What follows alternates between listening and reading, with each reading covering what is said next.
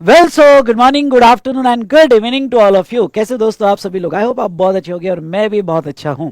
सो दोस्तों, welcome two mission संभव GST revision. आज के दो टॉपिक जो हमारे जीएसटी के बचे हुए हैं, ई वे बिल एंड रिटर्न, ये दो टॉपिक लेने के बाद लगभग सारे इंपॉर्टेंट टॉपिक्स पे हमारी जीएसटी की रिवीजन खत्म हो जाएगी। और क्या आपने अभी तक नहीं देखी तो क्या कर रहे हो यार?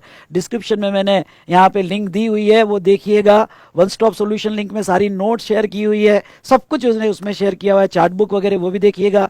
तो दोस्तों, ये रिवीजन आपको बहुत हेल्पफुल होगी अगर नहीं देखा होगा। और जिसने देखा होगा, एक तो कमेंट बनती है ना यार, एक अच्छा लाइक तो कर दो। लाइक करके ओके, इस बार 80 पार ये कमेंट जरूर दीजिएगा। बोलिए, इस बार 80 पार आईडीटी में ये जो कमेंट देगा उसको 80 पार मिलेंगे। ठीक है, चलिए। सो दोस्तों, यहाँ पे मैं थोड़ा लेट हो गया। ओके, शेड्यूल के हिसाब से मैं यहाँ पे 7-8 दिन लेट हो चुका हूँ। इसके पहले के लेक्चर तो मैंने सारे डाल दिए थे, बस ये लेक्चर लेट हो गया जीएसटी का। ओके, यहाँ पे पर चलिए कोई बात नहीं है, मेरी कुछ एग्जिस्टिंग कमिटमेंट थी बेटा यहाँ के इंटर के बच्चों की और एक्सेट्रा, तो वो भी कंप्लीट किया। और ये थेरी टॉपिक थे ना, ये तो आप भी पढ़ सकते थे, चल लेकिन मैं रिवाइज करके दे देता हूँ, इसमें प्रॉब्लम क्या है। तो चलिए आज के इसमें हम रिविजन स्टार्ट करेंगे ई वे बिल एंड रिटर्न की। डन? हाँ, एक बात और आपको कहना चाहूंगा, आप कस्टम्स के रिवीजन का वेट कर रहे होगे। टोटल यहाँ पे कस्टम्स के 3 लेक्चर आएंगे, अप्रोक्सीमेटली 2 आवर्स के आसपास एक लेक्चर होगा। ओके, और यहाँ पे हम पूरा कस्टम्स का रिवीजन कर लेंगे। अब इसमें मैं ये वीक में 3 लेक्चर्स आपको प्रोवाइड कर दूंगा आने वाली वीक में, और कस्टम्स की रिवीजन भी इसी प्लेलिस्ट में आपको मिल जाएगी। डिस्क्रिप्शन जरूर देखिएगा, सब कुछ आपको यहाँ पे दे दिया जाएगा। लेकिन मैं आपको ये कहना चाहूंगा कि आप अननेसेसरी मैसेज करोगे, कब आएगा रिवीजन, कब आएगा रिवीजन, कब आएगा रिवीजन। तो मैं कह रहा हूं ना, आने वाले 5-6 डेज में मैं तीनों लेक्चर डाल दूंगा। इसलिए आप एक आइदर आप ट्रैक रखो वीडियो पे, जब भी आएगा, जैसा मंडे या ट्यूसडे को एक वीडियो डाल दूंगा, उसके 2 दिन बाद एक डाल दूंगा, उसके 2 दिन बाद एक डाल दूंगा। ठीक है, एग्जाम्पल जस्ट मैं आपको बता रहा हूं, तो आप ट्रैक रखो। नहीं तो यहाँ पे ओके 6 दिन बाद तीनों वीडियो एक साथ बैठ के 5-6 घंटे देख लेना। वैसे आपकी आदत ही है थोड़ा स्पीड में देख लेना, तो स्पीड में देख लेना यहाँ पे। ओके, तो अब ऐसा भी प्लानिंग कर सकते हो। हमारा जीएसटी हो गया 85 मार्क्स का, कस्टम्स का रहेगा 3 लेक्चर्स रहेंगे, और एफटीपी फॉरेन ट्रेड पॉलिसी पे मैं आपको 1 घंटे का अच्छा रिवीजन वीडियो भी करके दे दूंगा। सब कुछ हो गया, अब बचा क्या भाई साहब? ओके, यहाँ पे बस आपको अच्छे मार्क्स लेने हैं, इस बार 80 पार। ठीक है, तो चलिए शुरू करते हैं हमारा आज का यहाँ पे क्या रिवीजन ऑन रिमेनिंग 2 टॉपिक, और इस तरह से हमारा जीएसटी का रिवीजन कंप्लीट हो जाएगा। तो यहाँ कौन से 2 topic? E way bill and return. और एक बात, ओके, बहुत सारे जैसे सुपर 50 क्वेश्चंस है, इंपॉर्टेंट क्वेश्चंस है, ओके, ऐसे कुछ डिस्कशन में इन बिटवीन डालते रहूंगा। इसलिए आप डिस्क्रिप्शन में जो टेलीग्राम लिंक दी हुई ना, वो टेलीग्राम लिंक ज्वाइन करना है। उस टेलीग्राम लिंक पे ही मैं आपको टाइम टू टाइम अपडेट करते रहूंगा। ओके, तो चलिए यहां स्टार्ट करते हैं हमारा revision. What is an E way bill? E way bill ये एक वेट यानी मूवमेंट का डॉक्यूमेंट है। जनरली जब गुड्स ट्रांसपोर्ट होता है तो इसमें जो वे है, तो where in the way of a digital interference, मतलब उसका पूरा रिकॉर्ड्स गवर्नमेंट के पास होना चाहिए, और आपको ई वे बिल पोर्टल पे ये बनाना पड़ेगा। कौन बनाएगा? A person causing the movement of goods, जो गुड्स की मूवमेंट कर रहा है, मे be supplier, may be recipient, may be transporter, उसको ई वे बिल बनाना पड़ेगा। नाउ थर्ड, कब बनाना पड़ेगा? तो information prior to commencement of movement of goods, ये इंफॉर्मेशन जो पोर्टल पे आपको अपडेट करनी पड़ेगी, ये before the commencement of movement of goods. और generally E way bill portal पे आपको ई वे बिल बनाना पड़ेगा। Relevance, hassle free movement, track the movement of goods अगर जरूरत पड़ी तो, control over tax evasion and eliminate the state boundary check post. No doubt E way bill से tax evasion दो यहाँ पे कंट्रोल में लाया गया, और जो पहले चेक पोस्ट होता था हर स्टेट के बॉर्डर पे, वो खत्म कर दिया गया। चलिए, इस पे तो कोई आपको क्वेश्चन नहीं आएगा, लेकिन यहाँ पे अब मेन कॉन्सेप्ट पे डिस्कशन चालू करते हैं। दोस्तों, who and when E way bill is required to be generated, तो यहाँ पे every registered person, may be supplier, may be recipient, and in some cases और transporter who causes the movement of goods. Okay, यहाँ e way bill बनाना पड़ेगा। E way bill आपके goods का होगा, और गुड्स की मूवमेंट कोई भी रीजन के हो, आपको ई वे बिल बनाना पड़ेगा। इन रिलेशन टू सप्लाई हो, रीजन अदर देन सप्लाई हो, due to inward supply from unregistered person हो। तो यहाँ पे थोड़ा ये समझ लेना, यस, कि यहाँ पे अगर आपने बिकॉज ऑफ सप्लाई मूवमेंट क्या होगा तो भी ई वे बिल बनाना पड़ेगा। अगर नीचे का वैल्यू लिमिट आप यहाँ पे फुल क्रॉस करते हो तो उसके बाद में मूवमेंट नहीं भी होगी, मे बी स्टॉक ट्रांसफर होगा, जॉब वर्क ट्रांसफर होगा, ओके, या फिर कोई भी जहाँ गुड्स की मूवमेंट हुई वहाँ ई वे बिल आपको बनाना पड़ेगा इवन दो आपका सप्लाई नहीं होगा। और तीसरा, अगर आप अनरजिस्टर्ड पर्सन से बाय करते हो तो रजिस्टर्ड पर्सन को भी ई वे बिल बनाना पड़ेगा। इस बार की एक अमेंडमेंट हुई है, छोटी सी अमेंडमेंट है कि रजिस्टर्ड पर्सन को भी अब ई वे बिल अगर जनरेट करना है तो वो पोर्टल पे टेम्पररी आइडेंटिफिकेशन नंबर पे ई वे बिल जनरेट कर सकता है। ठीक है, तो यहाँ पे ये 3 केसेस में ई वे बिल होगा। इंपॉर्टेंट पॉइंट्स क्या है, तो pointer to be noted here कि आपका सप्लाई नहीं भी होगा तो ई वे बिल बनाना पड़ेगा। अब कब बनाना पड़ेगा e way bill? If consignment value exceeds ₹50,000, यानी आपकी कंसाइनमेंट वैल्यू 50,000 से ज्यादा होगी तो आपको ई वे बिल बनाना पड़ेगा। अब ये कंसाइनमेंट वैल्यू कैसे निकालते हैं हम आगे देखेंगे। अब इसमें 2 पार्ट है, voluntary generation and mandatory generation. अब देखो, अगर आपकी कंसाइनमेंट की वैल्यू 50,000 से कम है तो आपको अगर ई वे बिल बनाना है तो आप बना सकते हो। तो voluntary generation even though consignment value less than 50,000 और लेस। लेकिन मैंडेटरी जनरेशन कब होगा? 3 केसेस में यहां मैंडेटरी जनरेशन होगा। फर्स्ट, कंसाइनमेंट वैल्यू एक्सीड्स ₹50,000, दूसरा जॉब वर्क के केस में, और तीसरा हैंडीक्राफ्ट गुड्स के केस में। ये दोनों स्टार करना, इसके ऊपर एमसीक्यू क्वेश्चंस या कोई एडजस्टमेंट्स आपको पूछी जा सकती है। ठीक है, तो अब कंसाइनमेंट वैल्यू अगर आपकी एक्सीड्स होगी 50,000 से, या आप वॉलंटरी जनरेट करना चाहते हो ई वे बिल, तो यहाँ ई वे बिल कौन बनाएगा? तो registered person causing the movement of goods, और ये रजिस्टर्ड पर्सन में भी सप्लायर हो सकता है, रिसिपिएंट हो सकता है, जैसे हमने ऊपर देखा था। ठीक है, तो ये सप्लायर या रिसिपिएंट जो है ये ई वे बिल बनाएंगे। अब दोस्तों यहां पे कभी कभी मैं आगे पढ़ाऊंगा कि ट्रांसपोर्टर भी ई वे बिल बनाएगा, और बहुत सी बार जिसको भी ई वे बिल बनाना है, मे भी सप्लायर ले लो, तो वो केस में वो ऑथराइज कर सकता है ईसीओ को।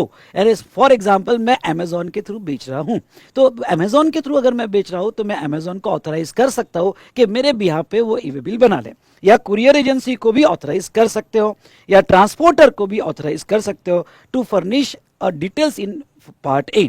तो एक सिंपल क्वेश्चन आपको पूछ सकता हूं कि यहां पे कैन आई ऑथराइज ईसीओ या कुरियर एजेंसी या transporter to generate E way bill on my behalf? Yes, आप ऑथराइज कर सकते हो। ठीक है, उसके बाद में नेक्स्ट अगर हम देखें जॉब वर्कर या हैंडीक्राफ्ट गुड्स, तो जॉब वर्क के केस में मैंडेटरी ई वे बिल कब है भाई साहब? मतलब अब मैंडेटरी ई वे बिल का मतलब क्या हुआ कि यहाँ पे कुछ ऐसी 2 केसेस है जहां आपकी वैल्यू 50,000 से कम भी होगी तो भी आपको ई वे बिल बनाना जरूरी है। पहला, प्रिंसिपल और जॉब वर्कर को ई वे बिल बनाना पड़ेगा, दोनों में से जो भी रजिस्टर्ड होगा उसको ई वे बिल बनाना पड़ेगा। यहाँ पे कब? जब इंटरस्टेट मूवमेंट होगी, मेरी बात ध्यान सुनना, जब इंटरस्टेट मूवमेंट होगी, यानी कोई गुड्स अगर महाराष्ट्र से, ध्यान से सुनो, कोई गुड्स अगर महाराष्ट्र से गुजरात जा रहा है और महाराष्ट्र का सप्लायर या कोई भी रजिस्टर्ड पर्सन ये जॉब वर्कर को भेज रहा है और जॉब वर्कर को गुजरात में भेज रहा है, तो अगर ये इंटरस्टेट मूवमेंट है तो यहां पे आपको ई वे बिल मैंडेटरी होगा इररिस्पेक्टिव ऑफ वैल्यू। 10 रुपए की भी वैल्यू होगी तो आपको ई वे बिल बनाना पड़ेगा। लेकिन सर अगर जॉब वर्कर सेम स्टेट में हो तो 50,000 का लिमिट आपको मिल जाएगा। लेकिन ये स्पेसिफिकली जब आपका इंटरस्टेट मूवमेंट होगा तो इंटरस्टेट मूवमेंट के केस में आपको ई वे बिल बनाना पड़ेगा। ठीक है, उसके बाद में यहां पे हैंडीक्राफ्ट गुड्स, देखो ई वे बिल गुड्स को मैंडेटरी होते हैं, सर्विस को नहीं, क्योंकि जो मूवमेंट जिसकी होती है उसका ई वे बिल होता है। तो उसमें हैंडीक्राफ्ट गुड्स को उन्होंने एक्सेप्शन दिया है। ये हैंडीक्राफ्ट गुड्स वाला कॉन्सेप्ट समझ लेना। ओके, क्या हो जाता है कि अगर आप सेक्शन 24 रजिस्ट्रेशन चैप्टर आपने मेरे साथ रिवाइज किया होगा, मैंने मोस्ट ऑफ द चैप्टर्स के रिविजन्स डाल दिए हैं। ओके, लगभग पूरे जीएसटी के रिविजन्स मैंने डाल दिए, एक्सेप्ट ओके ये ई वे बिल जो आज ले रहा हूं, और रिटर्न चैप्टर तो आप भी कर सकते हो। ओके, लेकिन यस, सेक्शन 24 की अगर हम बात करें तो सेक्शन 24 में एक सिचुएशन है, और वो क्या कि अगर इंटरस्टेट मूवमेंट ऑफ गुड्स होगा, interstate supply, okay, supply of goods होगा तो आपको कंपलसरी रजिस्ट्रेशन लेना पड़ता है। लेकिन उसके 2 एक्सेप्शन है। ओके, कौन सा? सॉरी, उसका एक एक्सेप्शन है हैंडीक्राफ्ट गुड्स। हैंडीक्राफ्ट गुड्स होगा तो आपको कंपलसरी रजिस्ट्रेशन लेने की कोई जरूरत नहीं है, मतलब आपको जो बेसिक थ्रेशोल्ड है वो दे दिया जाएगा। तो अब हैंडीक्राफ्ट गुड्स में बेसिक थ्रेशोल्ड दिया है इवन दो इंटरस्टेट मूवमेंट होगी, पर उसकी 2 कंडीशंस रखी है। क्या? हैंडीक्राफ्ट गुड्स को एग्जम्पशन देंगे हम थ्रेशोल्ड वाला, लेकिन उसके पास पैन होना जरूरी है और उनको ई वे बिल बनाना पड़ेगा। तो यस, ये वहां पे भी कंडीशन रखी है और यहां पे भी रखी है कि अगर हैंडीक्राफ्ट गुड्स होगा और वो लोग होंगे जिनको रजिस्ट्रेशन से एग्जम्पशन दिया है, किसको रजिस्ट्रेशन से एग्जम्पशन दिया है, ओके, यहाँ पे जिनके पास पैन है और वो ईवे बिल बना रहे हैं, और इवन दो ये इंटरस्टेट मूवमेंट कर रहे होंगे, पर इनको ईवे बिल बनाना जरूरी होगा, स्पेशली वो हैंडीक्राफ्ट गुड्स वालों को, ओके, जिनके पास पैन है और वो थ्रेशोल्ड के नीचे है और वो रजिस्ट्रेशन नहीं ले रहे हैं। ठीक है, तो इंटरस्टेट मूवमेंट, ये दोनों प्रोविजन अप्लाई होती है, ये दोनों प्रोविजन अप्लाई होती है इंटरस्टेट मूवमेंट के लिए। उसके बाद में नेक्स्ट अगर हम बात करें तो e-way bill is required irrespective of the consignment value. आपकी कंसाइनमेंट वैल्यू कुछ भी हो, ये दो केसेस में आपको ईवे बिल मैंडेटरी हो जाएगा। 10 रुपए की भी कंसाइनमेंट वैल्यू होगी तो भी। चलिए, तो अब ये तो हमने देखा। और देखो, जब भी आप गुड्स की मूवमेंट कर रहे हो, मे बी ये गुड्स भेजने वाला है, ट्रक से कर रहे हो, बाय एयरक्राफ्ट कर रहे हो, या बाय ट्रेन कर रहे हो, ओके, या कोई दूसरे मोड से मूवमेंट कर रहे हो, आपको ईवे बिल बनाने पड़ेंगे। चलिए, उसके बाद बात है जनरल डिस्कशन। अब यहाँ पे sorry, detail in e way bill. E-way bill के दो पार्ट हो गए, पार्ट ए और पार्ट बी। ठीक है, तो पार्ट ए वाला कंटेंट क्या रहेगा ये समझ लो। जीएसटी ऑफ द सप्लायर देना पड़ेगा, प्लेस ऑफ डिस्पैच बताना पड़ेगा। अगर प्लेस ऑफ डिस्पैच में दो चीजें होगी, बिल टू शिप टू, तो आपको अकॉर्डिंगली डिटेल्स देनी पड़ेगी। क्या प्लेस ऑफ डिस्पैच में हमें पूरा डिटेल एड्रेस देने की जरूरत है क्या? नहीं, आपने पिन कोड भी दे दिया, जो पोस्टल पिन कोड होता है वो भी दिया तो भी चलेगा। उसके बाद में GST of the recipient, place of delivery, कहाँ डिलीवरी देना है उसका पिन कोड दे दो। ओके, उसके बाद में डॉक्यूमेंट नंबर, मतलब टैक्स इनवॉइस का टैक्स इनवॉइस नंबर दे दो, या बिल ऑफ सप्लाई होगा तो बिल ऑफ सप्लाई, डिलीवरी चालान या बिल ऑफ एंट्री, जो भी गुड्स का डॉक्यूमेंट है, invoice, bill of entry, bill of supply, उसकी डिटेल्स यहाँ प्रोवाइड करनी पड़ेगी। डॉक्यूमेंट डेट, इनवॉइस कौन से दिन का है, वैल्यू ऑफ द गुड्स आपको यहाँ मेंशन करना पड़ेगा, और यहाँ पे जो भी वैल्यू होगी 50,000 से ऊपर होगी, या वॉलंटरी बना रहे होगे 50,000 से नीचे होगी तो देना पड़ेगा। HSN कोड भी आपको प्रोवाइड करना पड़ेगा अकॉर्डिंग टू दिस लिमिट। अब देखो, ये HSN code specially for e-way bill है। अप टू 5 करोड़ आपका एग्रीगेट टर्नओवर इन PFI होगा तो 4 डिजिट, 5 करोड़ के ऊपर होगा तो 6 डिजिट HSN कोड आपको ईवे बिल में कोड करना पड़ेगा। And reasons of transportation.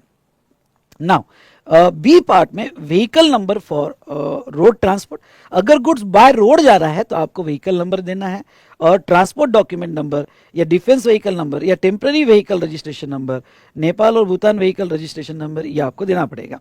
तो ठीक है, यहाँ पे ट्रांसपोर्ट डॉक्यूमेंट के साथ साथ अगर डिफेंस होगा, टेम्पररी व्हीकल रजिस्ट्रेशन नंबर होगा तो आपको देने पड़ेंगे। तो ये तो हमने पार्ट ए और पार्ट बी हमने देखा। तो पार्ट ए की इंफॉर्मेशन आपके डिस्पैच की प्लस गुड्स की इंफॉर्मेशन होती है, और पार्ट बी की इंफॉर्मेशन आपके ट्रांसपोर्ट डिटेल्स होती है। मैंने ई इनवॉइस कॉन्सेप्ट में, अगर आपको याद होगा तो मैंने पढ़ाया था, इनवॉइस में अगर आप ये ट्रांसपोर्ट डिटेल दे दो तो ऑटोमेटिक आपका ईवे बिल भी बन जाता है। ओके, तो अगर आपने ये देखा होगा। चलिए, अब देखो एक information in part B is optional. वैसे तो पार्ट बी की भी इंफॉर्मेशन आपको देनी पड़ती है, पार्ट बी की इंफॉर्मेशन आपको देनी पड़ती है, जिसमें ये चीज का याद रखना आपने, पार्ट बी की इंफॉर्मेशन में व्हीकल नंबर अगर रोड ट्रांसपोर्ट होगा, या डिफेंस होगा, या टेम्पररी व्हीकल रजिस्ट्रेशन नंबर होगा, या नेपाल भूटान को जा रहा होगा तभी देना पड़ता है। In simple word, train number या एयरक्राफ्ट नंबर देने की जरूरत नहीं है, क्योंकि उन्होंने स्पेसिफिकली एम्फोसाइज किया रोड ट्रांसपोर्ट के केस में ही व्हीकल नंबर आपको देना पड़ता है। अब देखो, बी वाला इंफॉर्मेशन ऑप्शनल कब है? बहुत सी बार क्या होता है कि यहाँ पे शॉप अगर मेन सिटी में है, आपने आपके सिटी में देखा होगा शॉप मेन सिटी में है, और इन अ डे ट्रक अलाउड नहीं होते हैं, या ट्रक मेन सिटी में नहीं आ पाते हैं, तो सिटी के आउटस्कर्ट में यहाँ पे कार्गो, बहुत सी कार्गो ट्रांसपोर्टर होते हैं जिनके ट्रक खड़े होते हैं, तो जिनके ट्रक यहाँ पे खड़े होते हैं और फिर वो यहाँ से सिटी के बाहर ट्रांसपोर्ट करते हैं।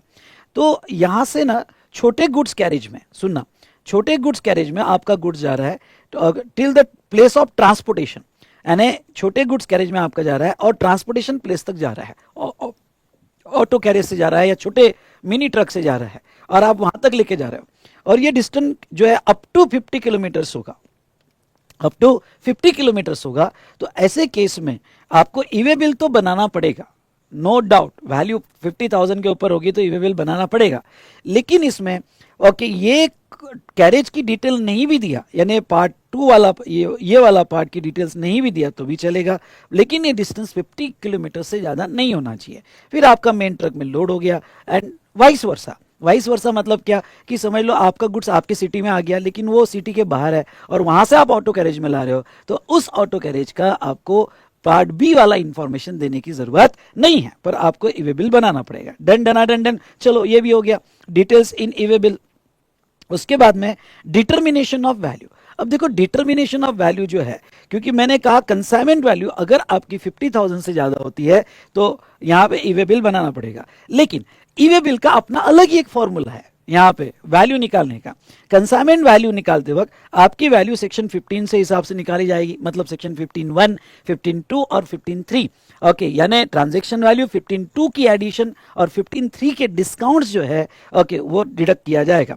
15 की जो वैल्यू ली जाएगी ओके जो भी आप इनवॉइस वगैरह में डिक्लेयर करोगे या फिर बिल ऑफ सप्लाई में या डिलीवरी चालान में, क्योंकि देखो बहुत सी बार आपका ई वे बिल यहाँ सॉरी आपका सप्लाई भी नहीं होगा तो आप चालान बनाओगे तो वो चालान आपको डिक्लेयर करनी पड़ेगी। अब देखो दूसरा मैं आपको ये बता दूं कि आप जब ये वैल्यू निकालोगे तो ये इंक्लूड्स जीएसटी। वैसे वैल्यू निकालते वक्त हम सारे टैक्सेस 15(2)(a) के हिसाब से ऐड करते हैं एक्सेप्ट जीएसटी, लेकिन जब आप ई वे बिल की वैल्यू निकाल रहे हो और आपको ये डिसाइड करना है कि मुझे ई वे बिल बनाना है या नहीं है तो आपको जीएसटी एलिमेंट उसमें ऐड करना पड़ेगा, लेकिन excludes value of exempt supply of the goods. हाँ, value of exempt supply of the goods, तो आपका कोई एग्जम सप्लाई होगा तो वो एक्सक्लूड करना पड़ेगा।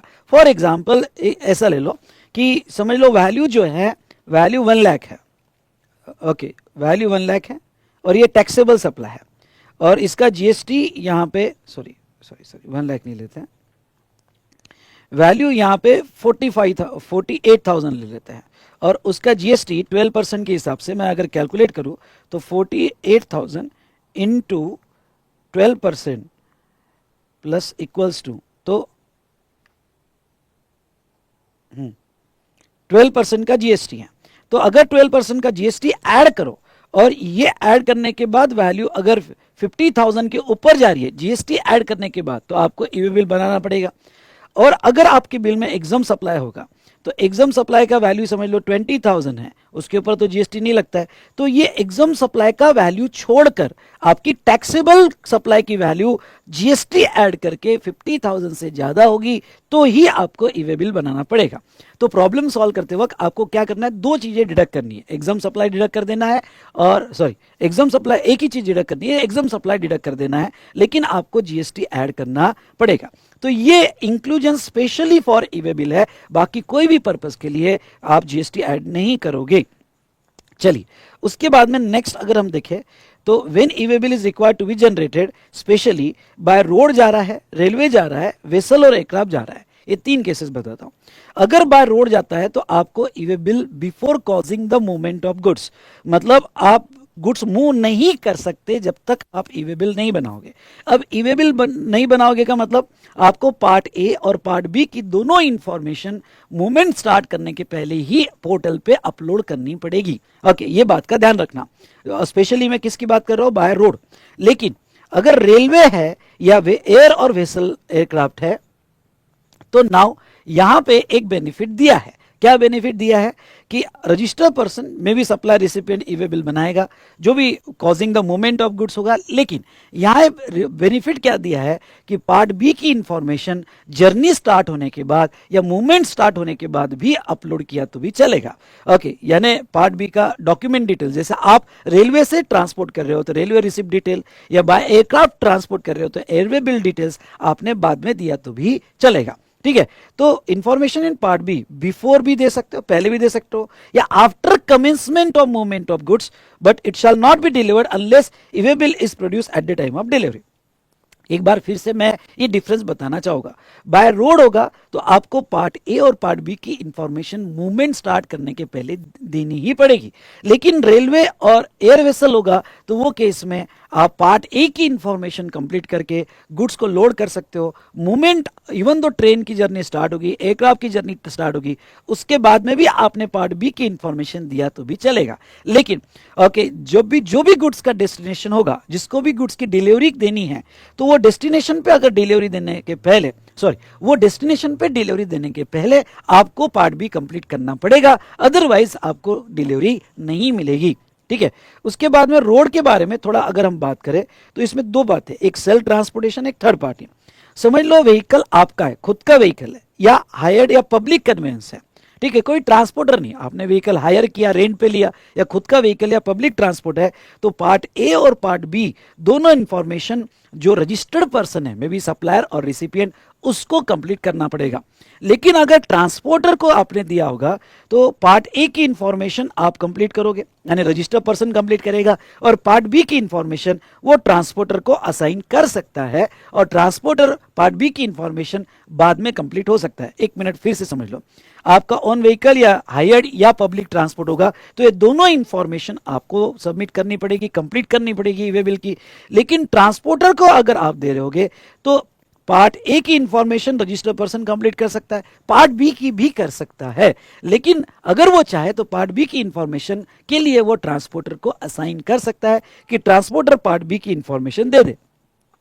चलिए, तो ये तो था यहाँ पे रिगार्डिंग टू ट्रांसपोर्टर के थ्रू दिया। तो अब ट्रांसपोर्टर की अगर हम बात करें तो ये रजिस्टर है, सिंगल रजिस्ट्रेशन, तो उसको जीएसटी न्यूज करना पड़ेगा, और उसके वो ट्रांसपोर्टर के अलग अलग स्टेट में मल्टीपल रजिस्ट्रेशन होगा, तो वो इतने सारे रजिस्ट्रेशन हैंडल करने के बजाय एक कॉमन यूईएन ले सकता है। अब ये यूईएन और कॉमन यूईएन में डिफरेंस है। ओनली यूईएन उनके लिए जो जीटीए अनरजिस्टर्ड है, और कॉमन यूएन उनके लिए जो जीटीए रजिस्टर्ड है पर मल्टीपल रजिस्ट्रेशन अलग अलग स्टेट में उन्होंने बना के रखे हैं, ठीक है। तो अब इतने सारे जीएसटी नंबर को ई वे बिल में कोट करना, उसके बजाय वो कॉमन यूईएन ले सकते हैं जीएसटी पोर्टल से, ठीक है। तो ये था रिगार्डिंग टू कुछ बेसिक डिटेल्स हमने ई वे बिल की देखी। नाउ नेक्स्ट आ जाओ validity of e way bill. Okay, next आ जाओ validity of e way bill. अब ई वे बिल की वैलिडिटी क्या है? अगर आपका cargo other than over dimensional cargo होगा, मतलब बिग कार्गो नहीं होगा, और डायमेंशनल कार्गो नहीं होगा, तो उसकी कोई डेफिनेशन यहाँ नहीं है मोटर व्हीकल एक्ट में आपको। लेकिन प्रॉब्लम सॉल्व करते वक्त ओवर डायमेंशनल कार्गो, यहाँ पे other than over dimensional cargo और over dimensional cargo clear words में दिया जाएगा। अगर आपका other than over dimensional cargo होगा तो अप टू 200 किलोमीटर्स 1 डे की वैलिडिटी रहेगी। मतलब जनरली आपको ई वे बिल जो वैलिड रहेगा 200 किलोमीटर्स का एक दिन मिलेगा, आपको एक दिन में 200 किलोमीटर्स पहुंचाना पड़ेगा। नहीं पहुंचा पाए तो आप एक्सटेंशन के लिए अप्लाई कर सकते हो, आगे हम देखेंगे, ठीक है। और एडिशनल 200 किलोमीटर और पार्ट, ओके, 1 एडिशनल डे आपको मिलेगा। लेट्स टेक एग्जाम्पल, मैं यहाँ एग्जाम्पल लेना चाहूंगा। समझ लो आपके जो है यहाँ पे 768 किलोमीटर्स है, तो 768 किलोमीटर मतलब फॉर एवरी 200 किलोमीटर्स आपको 1 डे मिलेगा, यानी वहां पे 1, यहाँ पे भी 1 और यहाँ पे भी 1 मिलेगा। लेकिन जो पार्ट होगा फिर 1 किलोमीटर भी क्यों ना एक्स्ट्रा हो, तो ऊपर का कितना हुआ 168 किलोमीटर्स, तो 168 किलोमीटर्स का भी आपको 1 डे मिलेगा। अगर 2 किलोमीटर भी एक्स्ट्रा होता है तो आपको 1 डे मिलेगा, मतलब आपको 4 डेज यहाँ पे दिए जाएंगे, ठीक है। और अगर ओवर डायमेंशनल कार्गो होगा तो आपको, मतलब बिग ट्रक, बिग कार्गोज हो गए, अगर आपने बड़े बड़े ट्रक देखे होंगे कार्गो वाले, तो वहां पे अप टू 20 किलोमीटर्स 1 डे उन्होंने दिया हुआ है, ओके। और फॉर एडिशनल 20 किलोमीटर्स और part there of 1 additional day दिया है। Multi model shipment where 1 leg in ship the above both options are available.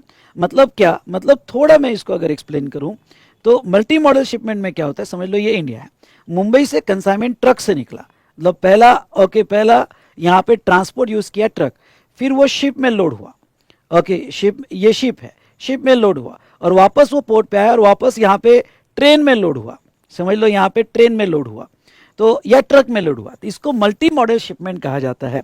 नहीं तो यहाँ पे मुंबई से पहुंचाना है, समझ लो कन्याकुमारी, तो पर इसमें ओनली ट्रक नहीं यूज किया, मल्टी मॉडल यूज किया गया।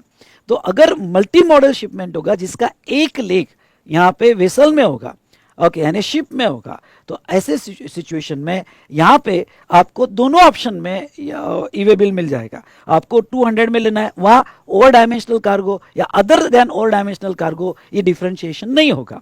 वहाँ आपको इसमें लेना है, इसमें भी ले सकते हैं, इसमें लेना है, इसमें भी आप ले सकते हो। तो ये था regarding to multi model shipment. Now validity period shall be counted from the time at which E way bill has been generated. अब ये वाला समझ लो कि बहुत सी बार क्या है, मैंने ट्रांसपोर्टर को सैटरडे को दे दिया पार्ट ए कंप्लीट करके। तो part A of e way bill मैंने जो भी डेटा था ये डेटा कंप्लीट करके मैंने ट्रांसपोर्टर को दे दिया, part A of the E way bill, ठीक है। और पार्ट बी उसको असाइन कर दिया। मैंने कहा देख एक काम कर, अभी ये कर ले, जैसे ही तेरा ट्रक रेडी हो जाता है, कौन सा ट्रक का व्हीकल नंबर होगा वो रेडी हो जाता है, तो पार्ट बी तूने कंप्लीट करना। तो पार्ट बी मैंने ट्रांसपोर्टर को असाइन कर दिया। अब पार्ट बी ट्रांसपोर्टर ने कंप्लीट किया मंडे को। तो हमारा ई वे बिल का जो ये वैलिडिटी पीरियड है 1 डे, ये कब से, जब मैंने ए जनरेट किया या जब मेरा ई वे बिल कंप्लीट हुआ। तो जब आपका ई वे बिल कंप्लीट हुआ इसका मतलब मंडे से आपका टाइमिंग कैलकुलेट किया जाएगा, ठीक है। दूसरा, validity of e way bill में be extended within 8 hours from the time of its expiry. मतलब क्या कि वो 8 आवर्स में एक्सटेंशन आपको मिल जाता है अगर लेट हो रहा होगा। और first day shall be expired on midnight of succeeding day. ये वाला पॉइंट समझ लो 14 अप्रैल को मॉर्निंग में 10 AM को आपने ई वे बिल कंप्लीट किया, पार्ट ए और पार्ट बी। डेट क्या, 14 अप्रैल। अब देखो वो 14 अप्रैल को 10 AM को करो या मॉर्निंग 6 AM को करो या इवनिंग 4 PM को करो, what ever the timing, 10 AM को आपने कंप्लीट किया। तो आपका पहला दिन जो है वो कैसे कैलकुलेट होगा, क्योंकि आपको हर 200 किलोमीटर पे एक दिन मिला हुआ है। तो पहला दिन कैसे कैलकुलेट किया जाएगा, तो वो जो है पहला दिन आपका ऑलवेज जो सब्सिक्वेंट डे की मिडनाइट है तब तक लिया जाएगा। फिर वो 10 बजे हो, सुबह 6 बजे हो, सुबह 4 बजे हो, या शाम को 4 बजे हो, रात को 10 बजे हो। ओके, तो 15-16 की मिडनाइट, मतलब मिडनाइट ऑफ सक्सीडिंग डे, ये यहां तक 1 डे मिलेगा। मतलब ये हुआ कि आपको 24 आवर्स से ज्यादा भी मिल सकते हैं, या ओके यहाँ मतलब ऑलवेज पहला दिन 24 आवर्स से ज्यादा ही रहेगा। ओके, क्यों, क्योंकि वो सब्सिक्वेंट डे की मिडनाइट होगी और उसके बाद में आपको मिडनाइट टू मिडनाइट एक एक दिन कैलकुलेट किया जाएगा। तो इसके ऊपर एक प्रैक्टिकल क्वेश्चन वो पूछ सकते हो। आई होप आपको समझा होगा तो देर किस बात की, लाइक करो नालायक हो। ओके, और यहाँ पे अपनी कमेंट्स भी जरूर दीजिएगा। उसके बाद में non requirement of e way bill. Okay, कौन कौन सी केसेस में ई वे बिल नहीं लगता है, कुछ एग्जाम्पल मैंने यहां लिए, और आपको डिटेल में पढ़ना है तो आप रेगुलर मैथ पढ़ सकते हो। लेकिन चलो जो जो एग्जाम्पल मैंने इंपॉर्टेंट यहां लिए वो देख लो। Transportation of non taxable goods, jewellery, precious stone except imitation jewellery. लेकिन ज्वेलरी के लिए उन्होंने अभी कुछ स्टेट वाइज एक्सेप्शन लाए हैं। लेकिन हाँ, नॉन टैक्सेबल गुड्स हो तो आपको ई वे बिल बनाने की जरूरत नहीं है। ज्वेलरी वगैरह के केस में subject to that new rules जो स्टेट वाइज लागू हो गए, आपको ई वे बिल बनाने की जरूरत नहीं है। करेंसी ट्रांसपोर्ट हो रही है एटीएम में डालने के लिए, तो ई वे बिल बनाने की जरूरत नहीं है। पोस्टल बैगेज, पर्सनल इफेक्ट, आपका हाउस होल्ड इफेक्ट जा रहा है, समझ लो आप घर शिफ्ट कर रहे हो, तो वह ई वे बिल बनाने की जरूरत नहीं है। एम्प्टी कार्गो कंटेनर हो गए, मतलब कंटेनर है और वो ट्रक में जा रहे हैं पर उसमें कोई कार्गो नहीं है, तो ई वे बिल बनाने की जरूरत नहीं है। Transported by non motorise vehicle, समझ लो गधे घोड़े पे जा रहे हो, ओके, या कैमल पर ट्रांसपोर्ट हो रहा है या बुलेट कार्ट में ट्रांसपोर्ट होगा, तो वहां ई वे बिल बनाने की जरूरत नहीं है। मिनिस्ट्री ऑफ डिफेंस के गुड्स हो गए, ऑब्वियस है, मिनिस्ट्री ऑफ डिफेंस के गुड्स है तो ई वे बिल बनाने की जरूरत नहीं है। क्योंकि अगर डिफेंस के गुड्स पता चल जाए पोर्टल पे और वहां से इंफॉर्मेशन लीक हो जाए कि भाई इसमें डिफेंस के गुड्स जा रहे हैं, तो टेररिस्ट अटैक या कुछ भी हो सकता है। तो यहाँ पे डिफेंस के गुड्स का ई वे बिल नहीं। शेड्यूल 3 के गुड्स हो गए तो ई वे बिल नहीं। मतलब ये देखो नॉन टैक्सेबल मतलब क्या, पेट्रोल, डीजल, अल्कोहल, और यहाँ पे शेड्यूल 3 के गुड्स मतलब वो नॉट अ सप्लाई, उसका ई वे बिल नहीं। अगर कोई अंडर कस्टम सुपरविजन ट्रांसपोर्ट हो रहा है तो उसका ई वे बिल नहीं जाएगा। एग्जाम गुड्स के नहीं जाएंगे। ओके, और कुछ गुड्स है, केसेस है जहां ई वे बिल नहीं बनते हैं, आपको वो रेगुलर मैथ से पढ़ना पड़ेगा, ठीक है। तो ये था रिगार्डिंग टू, जैसे वेवमेंट के लिए जा रहा होगा तो ई वे बिल नहीं बनाना पड़ेगा। तो ये कुछ एक्सेप्शंस है जो ई वे बिल के दिए, एग्जाम में आए तो इंपॉर्टेंट मैंने यहां कवर कर लिए हैं। चलिए, उसके बाद में documents to be carried by person in charge, जो भी ट्रांसपोर्ट करते वक्त पर्सन इन चार्ज होगा, जैसे ट्रक का ड्राइवर होगा, रेलवे का यहाँ पे गार्ड होगा, या एयरक्राफ्ट में पायलट होगा, जो भी पर्सन इन चार्ज होगा, गुड्स लेके जा रहा होगा, तो वो सिचुएशन में उसको कुछ डॉक्यूमेंट्स अपने साथ रखने पड़ेंगे। कौन कौन से डॉक्यूमेंट्स रखने पड़ेंगे, तो देखो, person in charge of the conveyance shall carry invoice, bill of supply या डिलीवरी चालान और बिल ऑफ एंट्री, यानी जो गुड्स का डॉक्यूमेंट वो तो रखना ही पड़ेगा। दूसरा, copy of e way bill, और ध्यान रखना अगर ये डॉक्यूमेंट उसके साथ नहीं है तो एक चीज याद दिला दूं जो मैंने आपको ऑलरेडी रिवाइज की थी, और वो कौन सा, कि अगर ये डॉक्यूमेंट उसके साथ नहीं है तो सेक्शन 68 में यहाँ पे इंस्पेक्शन हो जाएगा और वैलिड डॉक्यूमेंट नहीं दिखे इन ट्रांजिट तो सेक्शन 129 की पेनल्टी लग जाएगी, जहां आपको याद होगा कि ओनर सामने आया, ओनर सामने नहीं आया तो अलग अलग पेनल्टी लगती है। तो वो पेनल्टी पिक्चर में आ जाएगी और वो तो आपको अच्छे से पढ़ के जाना है। तो ईवे बिल रखना पड़ेगा। अब सर ईवे बिल क्या उसकी प्रिंट आउट रखना पड़ेगा? ठीक है, फिजिकल फॉर्म में भी अलाउड है, या इलेक्ट्रॉनिक फॉर्म में आपके मोबाइल में वगैरह होगा तो भी चलेगा, या आरएफआई डिवाइस भी आप अटैच कर सकते हो जिसमें ईवे बिल मैपिंग हो जाता है। जैसे ट्रक में आरएफआई डिवाइस लग गया, और अभी तो धीरे धीरे ये ऐसा हो रहा है कि तुमने आरएफआई जैसा फास्टैग रहता है वैसा ईवे बिल यहाँ पे लगा दिया, तो जो भी आपके यहाँ पे टोल नाका होगे तो ये टोल पॉइंट पे आपका आरएफआई से ही चेक कर लिया जाएगा, तो इसमें दिक्कत वाली बात नहीं होगी। तो जहां तक देखा जाए आरएफआई भी आप यूज कर सकते हो, रेडियो फ्रीक्वेंसी डिवाइस। ओके, उसके बाद में ये जो क्लॉज बी है, फॉर द मूवमेंट रेल से होता है या एयर वेसल से होता है तो उसको अप्लीकेबल नहीं है, बी केयरफुल। ये जो ईवे बिल कैरी करना है ये सिर्फ रोड के लिए अप्लीकेबल है। ओके, बाकी ये रिक्वायरमेंट रेल, एयर और वेसल के लिए अप्लीकेबल नहीं होगी। उसके बाद में यहां पे इंस्पेक्शन ऑफ ईवे बिल।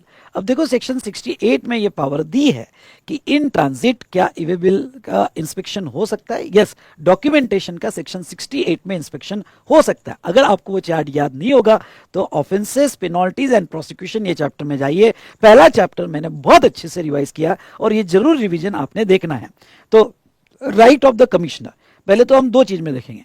जब आपका इंस्पेक्शन हुआ तो कमिश्नर के क्या राइट है और आपके क्या राइट है। ओके, कमिश्नर देखो, right to intercept conveyance to verify E way bill बिल्कुल दिया हुआ है। Right to install radio frequency device. Okay, आपका इसमें वो रेडियो फ्रीक्वेंसी डिवाइस इंस्टॉल करके पेनल्टी भी मार सकता है कि भाई रेडियो फ्रीक्वेंसी इंस्टॉल करो। Okay, identified device reader, right to physical verification of the conveyance. Okay, तो आइडेंटिफिकेशन डिवाइस रीडर राइट, नहीं थोड़ा ये ऐसा करो, यहां से ये यहां नहीं चाहिए, ये ऐसा वर्ड है, right to install radio frequency identification reader, और यहां से तीसरा पॉइंट है, यहां से तीसरा पॉइंट कर दो, ये वाला पॉइंट यहां से कर दो, and right to physical verification of the conveyance. मतलब रेडियो फ्रीक्वेंसी डिवाइस रीडर वो मैप कर सकता है आपके आरएफआई से, और नेक्स्ट जहां तक देखा जाए वो आपके कन्वेंस का फिजिकल वेरिफिकेशन भी कर सकता है। उसके बाद में आपके क्या राइट्स है? If vehicle detain more than 30 minutes, transporter may upload the information in EWB04 on common portal. अगर 30 मिनट से ज्यादा आपका कन्वेंस रोका गया तो ट्रांसपोर्टर ये ईवे बिल पोर्टल पे जाएगा, EWB04 ओपन करेगा और कहेगा कि मेरा 30 मिनट से ज्यादा यहाँ पे उन्होंने ट्रक रोका। क्यों आपको बताता हूं, अगर 30 मिनट से ज्यादा ट्रक रोक लिया गया, ओके, तो ऐसे केस में जो भी ऑफिसर ने ये कन्वेंस रोका है उसको फिर पूरी डिटेल सबमिट करना पड़ता है कि भाई ईवे बिल यहाँ पे क्या डिटेल्स थी, प्राइमरी डिटेल्स, और उसके बाद में फाइनल डिटेल्स देना पड़ता है, और वो उसको EWB03 में देना पड़ता है। With in 24 hours of inspection उसको सारी डिटेल्स अपडेट करना पड़ता है कि उसने क्या देखा। ओके, और फिर 3 दिन के अंदर उसको फाइनल डिटेल्स देना पड़ता है, जिसको एक्सटेंशन फॉर फर्दर 3 डेज है। तो ये आपके पास राइट है। क्या हो जाता है फिर अकाउंटेबिलिटी ऑफिसर पे आ जाती है कि उसने क्या चेक किया, और उसको सारी डिटेल्स देनी पड़ती है पोर्टल पे। Now non compliance of E way bill, तो सेक्शन 122 की तो पेनल्टी है। सेक्शन 129 में आपके गुड्स कॉन्फिस्केट हो जाते हैं, और अगर आपके गुड्स कॉन्फिस्केट हो गए तो वो केस में कॉन्फिस्केशन रिलीज करने की पेनल्टी अलग है। ठीक है, तो सेक्शन 129 की भी पेनल्टी आपको लग जाएगी, जहां सर्च और डिटेंशन की पेनल्टी है। उसके बाद में एक्सेप्टेंस और रिजेक्शन और कैंसलेशन ऑफ ईवे बिल। अब देखो मैं दो पार्ट में डिवाइड कर रहा हूं, एक है एक्सेप्टेंस और रिजेक्शन और दूसरा है कैंसलेशन ऑफ ईवे बिल। अब एक्सेप्टेंस और रिजेक्शन मतलब क्या, समझ लो गलती से आपके जीएसटी पे ईवे बिल यहां पे जनरेट हो गया जबकि आपने कोई गुड्स परचेस नहीं किया, होती है ऐसी गलती। आपने मोबाइल देखा, एसएमएस आया कि आपके नाम का ईवे बिल जनरेट हुआ, आप डर गए कि भाई मैंने तो परचेस किया ही नहीं, मेरे नाम का ईवे बिल कहां से जनरेट हुआ। और प्रॉब्लम क्या है कि अगर आपके नाम का ईवे बिल जनरेट हुआ है तो फिर वहां अकाउंटेबिलिटी आपकी हो जाती है, क्योंकि फिर आपने परचेस किया ये प्रूव हो जाता है, और आपकी यहाँ पे 3B में नहीं दिखा तो गड़बड़ हो जाएगी। तो ऐसे केस में रिसिपिएंट यहाँ पे के पास ये उन्होंने प्रोविजन रखी है कि रिसिपिएंट विद इन 72 आवर्स और before the delivery of the goods which ever is earlier, यानी 72 आवर्स ऑफ दिस जनरेशन या डिलीवरी आने के पहले वो इसको कैंसिल कर सकता है। एक minute, any recipient or supplier within 72 hours before delivery which is earlier, वो यहाँ पे रिजेक्ट कर सकता है, can be rejected, recipient if registered, और supplier within e way bill, यहाँ लिख दो ईवे बिल रिजेक्टेड, रिजेक्टेड चाहिए, अदरवाइज वो डीम टू बी एक्सेप्ट माना जाएगा। मतलब आपने अगर within this time reject नहीं किया तो डीम टू बी एक्सेप्ट माना जाएगा। और cancellation of E way bill, okay, तो ऊपर हमने देखा रिजेक्शन और डीम एक्सेप्टेंस, अब नीचे देखेंगे कैंसलेशन ऑफ ईवे बिल। तो गुड्स नॉट ट्रांसपोर्टेड होगा या फिर goods not transported as per detail furnish, तो आप कैंसिल कर सकते हो within 24 hours and can not be cancel if verified in the transit. अब देखो ये दो पॉइंट को समझ लो, दो केसेस में कैंसिलेशन होता है, एक तो आपका ट्रांसपोर्टेशन कैंसिल हो गया या फिर कोई अलग ही गुड्स यहाँ पे अलग ही डिटेल्स का गुड्स कोई यहाँ पे कन्वेंस में अपलोड हो गया, तो वो सिचुएशन में आप कैंसिल कर सकते हो। लेकिन आपको ये action with in 24 hours of generation of E way bill लेना पड़ेगा, ठीक है। लेकिन अगर ये 24 आवर्स में आपका गुड्स कहीं पकड़ा गया, इंस्पेक्ट हो गया, एक बार इंस्पेक्शन हो जाए विद इन दिस 24 आवर्स, तो फिर आप कैंसिल नहीं कर सकते। तो ये हमने देखा regarding to acceptance, rejection and cancellation. Now transshipment of goods. अब देखो ट्रांसशिपमेंट में मैंने रेगुलर मैथ में अच्छे से आपको दिया है, पर समरी यहां एक्सप्लेन कर देता हूं। कंसाइनर और recipient who has furnished part A और transporter can assign e way bill to another registered transporter to update part B of e-way bill for further movement of goods, और only one e-way bill is required। अब मैं आपको ये बताना चाहता हूँ transshipment होता क्या है, समझ लो। ओके, यहाँ पे जो भी एक ट्रांसपोर्टर जो है गुड्स लेके जा रहा है और वो लेके जा रहा है पुणे से, फिर वही ट्रांसपोर्टर कन्वेंस चेंज कर रहा है, क्योंकि वो ट्रांसपोर्टर यहाँ पे पुणे से गुजरात जा रहा है और गुजरात से फिर वो जाएगा दिल्ली। तो यहाँ ये जो ट्रक है, इस ट्रक का ओके गुड्स दूसरे ट्रक में वो शिफ्ट कर रहा है या दूसरे कोई कन्वेंस में शिफ्ट कर रहा है, मे बी ट्रेन होगा, एयरक्राफ्ट होगा, और वो आगे लेके जा रहा है, तो इसको कहा जाता है ट्रांसशिपमेंट होता है। ट्रांसपोर्टर ऐसा करते हैं ट्रांसशिपमेंट। तो अगर यहाँ कन्वेंस चेंज हो रहा है तो गड़बड़ क्या हो जाएगी, आपने पार्ट बी में व्हीकल रजिस्ट्रेशन नंबर दिया है और ये व्हीकल रजिस्ट्रेशन नंबर आपने यहाँ पे दिया हुआ है, अगर ये बदल जाएगा, क्यों, क्योंकि यहाँ पे ये व्हीकल नंबर अलग होगा और ये व्हीकल नंबर अलग होगा, तो यहाँ ईवे बिल चेंज करना पड़ेगा क्या, नहीं, आपने जो ओरिजिनल ईवे बिल बनाया वही कंटिन्यू रहेगा। उसकी पार्ट ए की इंफॉर्मेशन तो आपने ऑलरेडी दी हुई है, सिर्फ पार्ट बी की इंफॉर्मेशन, ध्यान सुनना, पार्ट बी की इंफॉर्मेशन चेंज होगी और ये चेंज करने के लिए आप अनदर ट्रांसपोर्टर को असाइन कर सकते हो। यानी यहाँ पे जो दूसरा ट्रांसपोर्टर है वो पार्ट बी की इंफॉर्मेशन चेंज कर सकता है, तो उसको असाइनमेंट मे बी यहाँ पे जो रजिस्टर्ड पर्सन है वो दे सकता है या पहला ट्रांसपोर्टर उसको असाइन कर सकता है। ऐसे पार्ट बी की इंफॉर्मेशन ओके यहाँ पे मल्टीपल टाइम्स चेंज हो सकती है थ्रू असाइनमेंट। तो ये था ट्रांसशिपमेंट से related. Bill to ship to model में नो डाउट मैंने आपको बताया, अगर bill to ship to model होगा तो आपको प्लेस ऑफ डिस्पैच में पूरी डिटेल देनी पड़ेगी, what is bill to and what is ship to, ये पूरी डिटेल्स आपको वहां पे देनी पड़ेगी।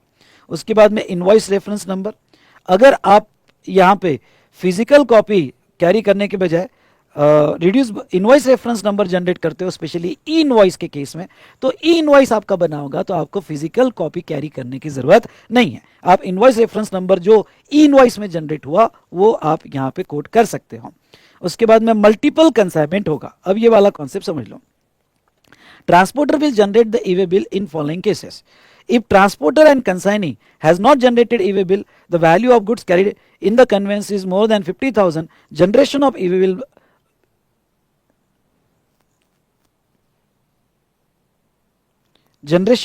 bill EWB 01 by the transporter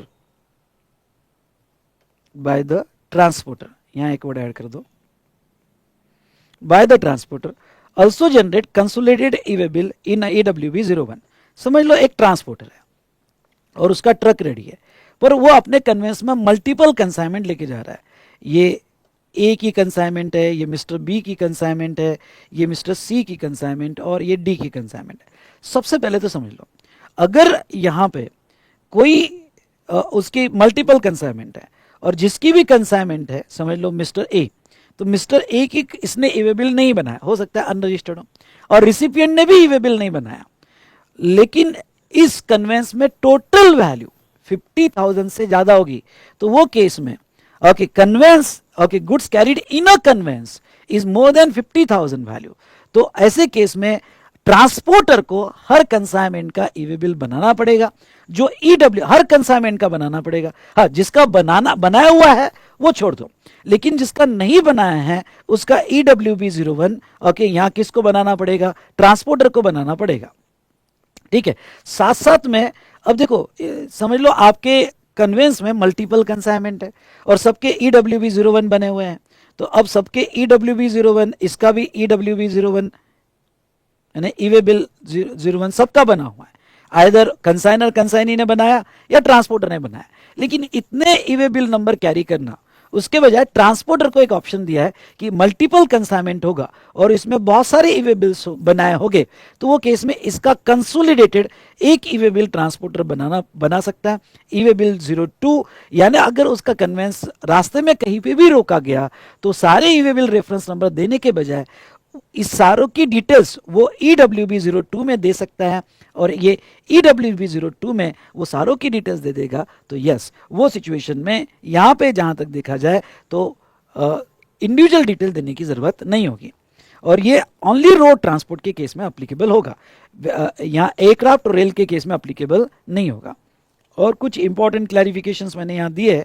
transit of goods in same state through another state e-way bill is required, मतलब समझ लो कि आप सेम स्टेट में भेज रहे हो लेकिन अदर स्टेट की बॉर्डर क्रॉस करके जा रहा है, ईवे बिल बनाना पड़ेगा। और SEZ सप्लाई या SEZ to domestic supply okay, यहाँ पे ईवे बिल बनाने की जरूरत नहीं है ओके, अगर वो इन अ सेम स्टेट होगा तो वहाँ ईवे बिल नॉट रिक्वायर्ड।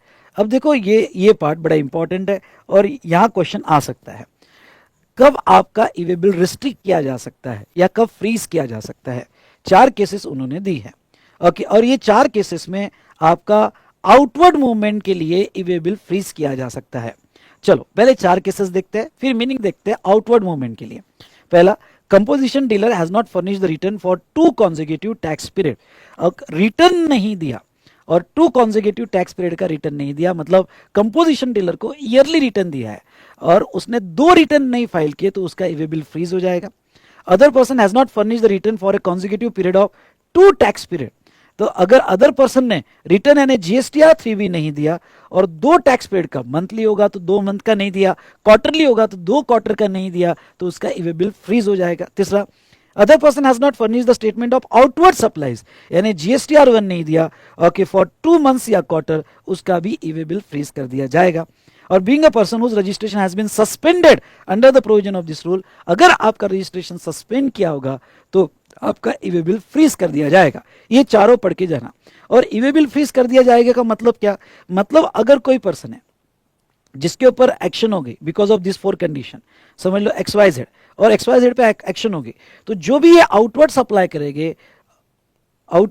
करेंगे उसका ईवे बिल नहीं बनेगा, उसका ईवे बिल नहीं बनेगा, फ्रीज होगा। और अब गड़बड़ देखो क्या है, ईवे बिल ही फ्रीज कर दिया तो अब विदाउट ईवे बिल ट्रांसपोर्ट किया तो सेक्शन 129 सामने आ जाता है, यानी एक तरह से इनका मूवमेंट ही रोक दिया जाएगा, क्योंकि अगर ये मूव करेंगे और ईवे बिल नहीं है तो 129 में तो कॉन्फिस्केशन हो जाता है, सॉरी डिटेन या सीज हो जाता है, तो ऐसे केस में इनका आउटवर्ड ईवे बिल फ्रीज हो जाएगा। लेकिन अगर समझ लो PQR कंपनी है और PQR कंपनी इनके नाम इनको सेल कर रही है, तो इनका जो भी GST है इसके GST पे इनवर्ड का ईवे बिल बन सकता है। मेरी बात सुनना, इनवर्ड का ईवे बिल बन सकता है। किसका फ्रीज किया? आउटवर्ड का ईवे बिल इन्होंने फ्रीज किया।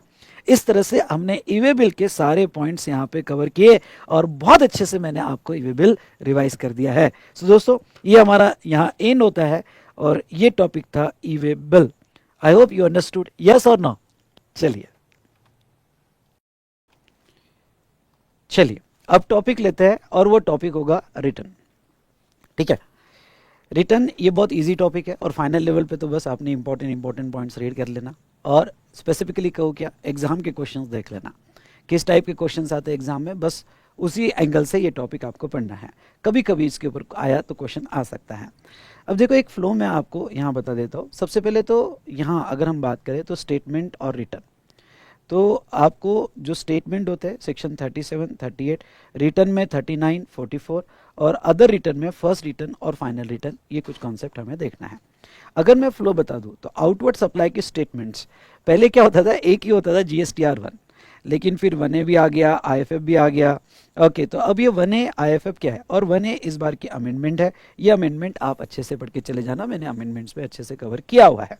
नाउ आपको मंथली बेसिस पे और कुछ केस में क्वार्टरली यानी QRMP स्कीम होगी तो क्वार्टरली बेसिस पे आपको GSTR1 देना पड़ता है। GSTR1 normally okay subsequent month के 11th डे तक आपको दे देना पड़ेगा। हाँ, मतलब 1 से 11 तारीख तक आपको GSTR1 दे देना पड़ेगा। एक अभी नया कॉन्सेप्ट आया है और वह है GSTR1 है। अब ये क्यों लाया गया कि बहुत सी बार क्या होता था, GSTR1 में मिस्टेक हो गई या कोई ट्रांजेक्शन्स उसमें नहीं दिए गए तो क्या हो जाता था, नेक्स्ट GSTR1 में अपडेट होता था तो तब तक का इंटरेस्ट तो लग ही जाता था। जबकि 11 तारीख होगी आपने GSTR1 दे दिया और GSTR1 फ्रीज हो गया। तो फ्रीज हो गया, उसके बाद में आप अपडेट नहीं कर सकते, अमेंड नहीं कर सकते। तो वो केस में नेक्स्ट पीरियड के GSTR1 में बताओ और अननेसेसरी इंटरेस्ट दो, तो उसके वजह से उन्होंने GSTR1 लाया। और ये GSTR1 अब आप ओके अगर GSTR1 में कोई करेक्शन हो गई या कोई ट्रांजेक्शन मिस हो गया होगा तो 1A फाइल कर सकते हो बिफोर फाइलिंग GSTR3B। मतलब क्या कि अगर आप GSTR3B एग्जाम्पल लेते कि आप ड्यू डेट को फाइल कर रहे हो, मतलब अगले महीने की 20 तारीख को फाइल कर रहे हो, तो 11 तारीख को अगर आपने GSTR1 दे दिया होगा या जब भी दिया होगा, 11 को दिया होगा, 10 को दिया होगा, 9 को दिया होगा, जब भी आपने ऑलरेडी GSTR1 दे दिया, ओके ऑलरेडी GSTR1 दे दिया, तो जो भी डेट को GSTR1 दिया होगा उसके बाद में अगर आपको करेक्शन करने हैं या ट्रांजैक्शन उसमें अपडेट करने हैं तो आप GSTR1A से अपडेट कर सकते हो। ये इस बार की अमेंडमेंट है, अच्छे से पढ़ के जाना, क्वेश्चन इसके ऊपर पूछा जा सकता है।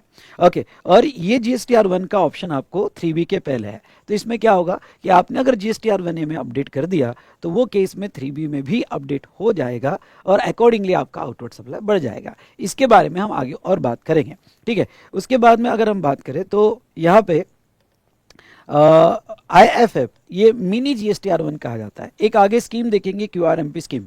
QRMP स्कीम में आपका GSTR1 क्वार्टरली जाता है, लेकिन जब तक आप GSTR1 नहीं फाइल करोगे रिसिपिएंट के क्रेडिट अपडेट नहीं होंगे। इसलिए यहाँ पे एक मंथली बेसिस पे पहले 2 महीने का, क्वार्टर में से पहले 2 महीने का यहाँ पे IFF दिया है, इनवॉइस फर्निशिंग फैसिलिटी कॉन्सेप्ट उन्होंने दिया हुआ है, और पहले 2 महीने का आप IFF फाइल कर सकते हो। ओके, तो ये IFF आप 1 तारीख से 13 तारीख के बीच में फाइल कर सकते हो यहाँ पे। और यस QRMP स्कीम होगी, ये यहाँ पे गलती से आ गया क्वार्टर मंथली बेसिस, और QRMP स्कीम होगी तो GSTR1 जो है वो अगले महीने के 13 तारीख को जाता है।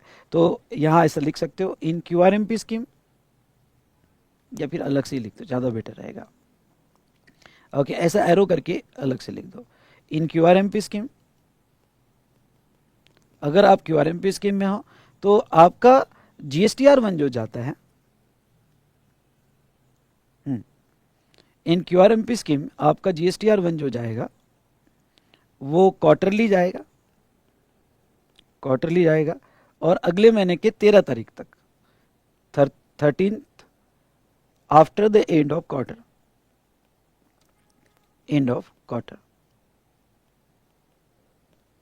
ठीक है। तो वो 13 तारीख तक, और IFF पहले 2 महीने का 1 से 13 तारीख तक।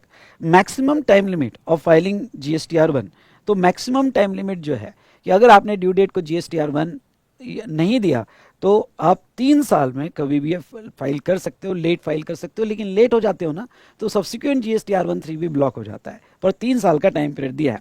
और कंपोजिशन टैक्स पेयर होगा required to file quarterly statement. Composition tax payer को यहाँ पे GSTR1 नहीं होता है तो उनको क्वार्टरली स्टेटमेंट यहाँ रखा गया है। उसके बाद में अगर हम बात करें तो इनवर्ड सप्लाई, ओके ये आउटवर्ड सप्लाई का स्टेटमेंट है बेटा GSTR1। इनवर्ड सप्लाई का GSTR2 भी होता है और वो ऑटो अपडेट होता है, तो जैसे सामने वाले ने GSTR1 दिया तो रिसिपिएंट का 2 भी अपडेट हो जाता है। फिर आपके रिटर्न्स, एक रेगुलर रिटर्न और एक एनुअल रिटर्न। देखो बेटा, रेगुलर रिटर्न मंथली क्वार्टरली जो आपको देना है वो तो देने ही पड़ते हैं, पर in addition to monthly quarterly return आपको एनुअल रिटर्न भी कुछ केसेस में देने पड़ते हैं। तो सेक्शन 39 में रेगुलर रिटर्न जो है, रेगुलर टैक्सेबल पर्सन, टीपी मतलब taxable person including CTP, GSTR3B में रिटर्न जाएगा और अगले महीने की ओके यहाँ पे 20 तारीख को जाएगा। NRTB होगा तो GSTR5 में जाएगा और अगले महीने के 13 तारीख को जाएगा। ओके, और कंपोजिशन डीलर होगा, ध्यान सुनिएगा, अगर कंपोजिशन डीलर होगा तो GSTR4 में यहाँ पे रिटर्न जाएगा और 30th June of the following financial year, ये ध्यान रखना 30th June of the following financial year यहाँ पे दिया। पहले क्या था, पहले अप्रैल एंड तक था, ओके क्योंकि उनको ईयरली रिटर्न होता है, ओके, GSTR 4, और पीरियड जो होता है ईयरली होता है, यहाँ पे लिखना हो तो लिख देना, ईयरली होता है, और 30th June of the following financial year. अब ख्याल रहे, ये बात आप ध्यान रखना, कंपोजिशन स्कीम होगी तो स्टेटमेंट क्वार्टरली होता है CMP 08 में, आई रिपीट, स्टेटमेंट क्वार्टरली होता है CMP 08 में फॉर पेमेंट ऑफ टैक्स, लेकिन रिटर्न तो ईयरली ही होगा, और उसकी डेट अब बढ़ा दी गई है और 30 जून कर दी गई है। मैक्सिमम टाइम लिमिट वही 3 साल का है। Okay, from the okay return for the tax period, तो जो ड्यू डेट है और आपने ड्यू डेट को रिटर्न नहीं दिए तो 3 साल तक फाइल कर सकते हो। और TDS डिडक्टर होगा तो GSTR 7, और ड्यू डेट है, due date for the monthly return is to be notified. पर अभी आप एग्जाम के लिए तो जो है अभी नई डेट नहीं आई है, पर एग्जाम के लिए आप 10th of the following month आप लिख सकते हो, 10th of the following month आप लिख सकते हो। Done done done done. तो ये तो था रिगार्डिंग टू यहाँ पे GSTR 7 की अगर हम बात करें, जो TDS डिडक्टर है जिसको रिटर्न फाइल करना पड़ता है। उसके बाद में हम अगर यहाँ पे सेक्शन 44 ले, एनुअल रिटर्न, तो एनुअल रिटर्न बेटा रेगुलर टैक्सेबल पर्सन होगा तो GSTR 9 में देना पड़ेगा, और कंपोजिशन टैक्सेबल पर्सन होगा तो GSTR 9A में देना पड़ेगा। ड्यू डेट होगी 31 December of the next financial year, तो लास्ट डेट है 31 दिसंबर, उसके पहले भी तो आप कभी भी दे सकते हो। और maximum time limit 3 years from the due date of annual return. अगर नहीं दिया ड्यू डेट को तो 3 साल में आप कभी भी दे सकते हो। चलिए, अब 2 स्पेशल रिटर्न है जिसको मैं अदर रिटर्न में, तो first return and final return. यानी ये जो आपको मंथली पीरियड के देना पड़ता है तो देना ही पड़ता है, ये ईयरली जो देना पड़ता है ये देना ही पड़ता है। ओके, लेकिन यहाँ पे फर्स्ट रिटर्न और फाइनल रिटर्न भी होते हैं। फर्स्ट रिटर्न क्या होता है, सेक्शन 40, ये जैसे एक प्रोविजन है। फर्स्ट रिटर्न में GSTR 3B में ही जाता है, GSTR 3B में ही जाता है, लेकिन फर्स्ट रिटर्न में आपका जो पीरियड होगा वो मंथ या क्वार्टर से ज़्यादा भी होगा। बहुत सी बार क्या हो जाता है, मैं आपको जस्ट बताना चाहूँगा कि देखो 25 अप्रैल को आप लायबल हुए फॉर रजिस्ट्रेशन, आपने अप्लाई किया 30 दिन में। अब देखो अप्रैल के 6 दिन तो हो गए, 25, 26, 27, 28, 29, 30, ओके 6 दिन तो हो गए आपके, लेकिन आप तो 25 अप्रैल को लायबल हुए थे और आपका जो रजिस्ट्रेशन आया वो मई में आया समझ लो। ओके, और मई में 22, 25 मई को आया, RC आपकी आई, तो आपकी रिटर्न की डेट निकल गई। तो जब आप लायबल हुए और आपका पहला रिटर्न जा रहा है तो वो केस में सेक्शन 40 ये कहता है कि ठीक है, जिस दिन आप लायबल हुए मतलब 25 अप्रैल से लेके, ओके 25 अप्रैल से लेके जब तक आपकी RC नहीं आती है, रजिस्ट्रेशन सर्टिफिकेट नहीं आता है, ओके, तो RC आने के बाद जो आपका पहला रिटर्न होगा, फर्स्ट रिटर्न होगा, तो ये जो टाइम पीरियड है आपका, ये जो टाइम पीरियड है इसका पूरा डेटा आप फर्स्ट रिटर्न GSTR 3B में दे सकते हो। ओके, तो from the shall cover all outward supplies from the date from which you become liable for registration, okay, till the date of RC। Okay, यहां पे लिख सकते हो till the date of RC, date of RC तक आप ले सकते हो। ओके, और उसके बाद में सेक्शन 45 फाइनल रिटर्न। अब देखो कोई भी अपना अगर रजिस्ट्रेशन कैंसिल करता है तो उसको मंथली रिटर्न तो देने ही पड़ेंगे GSTR 3B में वगैरह, लेकिन उसको एक फाइनल रिटर्न भी देना पड़ता है, और ये फाइनल रिटर्न जो है जो यहाँ पे वो देगा, ओके, वो within 3 months of date of cancellation of order और date of cancellation whichever is later. मतलब क्या, उसको फाइनल रिटर्न देना पड़ेगा, तो मतलब कोई स्टॉक होगा, ITC रिवर्स करना होगा, वॉट एवर इट में भी, तो रेगुलर रिटर्न के साथ, रेगुलर रिटर्न में तो सिर्फ आपका नेट लायबिलिटी आता है, फाइनल रिटर्न में तो आपको स्टॉक वगैरह सब कुछ बताना पड़ता है। तो ओके, यहाँ पे आपको फाइनल रिटर्न भी देना पड़ेगा। ओके, फॉर्म वगैरह तो मैं सब सारे नीचे आपको बताऊंगा कि फाइनल रिटर्न में क्या होगा, पर फाइनल रिटर्न आपको कब तक देना है, तो डेट ऑफ कैंसिलेशन ऑर्डर या date of cancellation whichever is later. कभी कभी आपको रजिस्ट्रेशन कैंसिलेशन ऑर्डर आ गई पर आपका रजिस्ट्रेशन अगले महीने के 1 तारीख से कैंसिल किया जाएगा, तो विच एवर इज लेटर वहां से 3 महीने में आपको ये रिटर्न फाइल करना पड़ता है। या आपका कैंसिलेशन रिट्रोस्पेक्टिव डेट से है पर ऑर्डर अभी आई है, तो लेटर क्या हुआ, ऑर्डर, तो ऐसे केस में जिस दिन ऑर्डर आई वहां से 3 महीने में आपको ये रिटर्न फाइल करना पड़ेगा। चलिए, अब स्टेप बाय स्टेप और थोड़ा डिटेल में देखते हैं। Every registered person including CTP, तो इनको GSTR 1 देना पड़ेगा। ओके, और वने भी अभी जैसे मैंने कहा अमेंडमेंट्स के लिए देना पड़ेगा। ओके, वो कंपलसरी नहीं, ऑप्शनल है, अगर आपको कुछ अमेंड करना रहा तो GSTR 1 ये आपको देना पड़ता है, ऐसा कोई कंपलसरी नहीं है, ये मंथली बेसिस पे है और 11th ऑफ नेक्स्ट मंथ तक आपको दे देना पड़ेगा। अच्छा, ये स्टार करना किसको अप्लीकेबल नहीं है GSTR 1, तो composition tax payer, NRTP, ISD, TDS TCS deductor और OIDAR सर्विसेज और ऑनलाइन मनी गेमिंग, OIDR और एंड ऑनलाइन मनी गेमिंग, ये भी ऐड कर दो, जो बाहर है, इंडिया के बाहर बाहर है। Online money gaming outside India, outside India में है, तो वो केस में यहाँ पे उनको GSTR1 फाइल करने की जरूरत नहीं है। MCQ में आ सकता है, पढ़ लेना। Details of outward supply, okay, आपके GSTR1 में इनवॉइस वाइज डिटेल चाहिए। अगर ट्रांजेक्शन B2B होगा, रजिस्टर्ड पर्सन को होगा, या इंटरस्टेट ट्रांजेक्शन अनरजिस्टर्ड को होगा जिसकी वैल्यू 1 लाख से ज्यादा है। अब ये अमेंडमेंट हुई है, पहले 2.5 लाख था, अब 1 लाख हो गया। तो अगर आप इंटरस्टेट सप्लाई कर रहे हो अनरजिस्टर्ड को और आपकी इनवॉइस वैल्यू 1 लाख से ज्यादा है, तो उसकी इनवॉइस वाइज डिटेल अपलोड करनी पड़ेगी। ध्यान सुनना, उसकी इनवॉइस वाइज डिटेल अपलोड करनी पड़ेगी। और कंसोलिडेट डिटेल, तो आपका ट्रांजेक्शन B2C होगा, अनरजिस्टर्ड पर्सन को होगा, और इंटरस्टेट आपका सप्लाई हुआ है और वैल्यू अगर इंटरस्टेट में 1 लाख से नीचे होगी तो आप कंसोलिडेट डिटेल भी दे सकते हो। नाउ रेक्टिफिकेशन ऑफ एरर, अगर आपके GSTR1 में कोई गलती हो गई, सुनिएगा, आपके GSTR1 में कोई गलती हो गई तो क्या आप रेक्टिफाई कर सकते हो? यस, GSTR1 भी रेक्टिफाई होता है, 3B भी रेक्टिफाई होता है, पर इसकी टाइम लिमिट है। और टाइम लिमिट क्या है बेटा? तो 30 नवंबर और डेट ऑफ एनुअल रिटर्न। तो सब्सिक्वेंट ईयर का यहां अगर लिखना लिख सकता कि भाई 30 November of subsequent year, 30 November of subsequent year, या date of annual return. Okay, तब तक आप इसमें करेक्शन कर सकते हो। GSTR1 में भी कर सकते हो और 3B में भी कर सकते हो अगर कोई एरर हो गई होगी तो। ओके, नाउ नेक्स्ट, अब फर्निशिंग ऑफ रिटर्न सेक्शन 39 में एवरी रजिस्टर्ड पर्सन को GSTR3 देना पड़ेगा, मंथली बेसिस पे देना पड़ेगा as a part of the month. Okay, in case of QRMP scheme refer next page. QRMP scheme के बारे में सब कुछ मैं आगे के पेज पर आपको बताऊंगा। अभी सिर्फ आप जो है मेन नॉर्मल टैक्सेबल पर्सन को जो मंथली स्कीम में आता है उसको समझ लो। Okay, 20th of next month तक आपको रिटर्न देना है। किसको अप्लीकेबल नहीं है तो ये पढ़ के चले जाना। OIDR service provider, composition tax payer, NRTP, ISD, deducting TDS TCS, इनको 3B अप्लीकेबल नहीं है। पर ख्याल रहे, NRTP को अप्लीकेबल नहीं है, पर CTP को GSTR1 भी देना पड़ता है और CTP को 3B भी देना पड़ता है। तो एवरी रजिस्टर्ड पर्सन अगर आपको लिखना हो तो लिख सकते हो इंक्लूडिंग CTP को GSTR3B देना पड़ता है। ठीक है, तो सप्लायर ऑफ OIDR सर्विस और ऑनलाइन मनी गेमिंग यहां ऐड करना हो तो कर देना।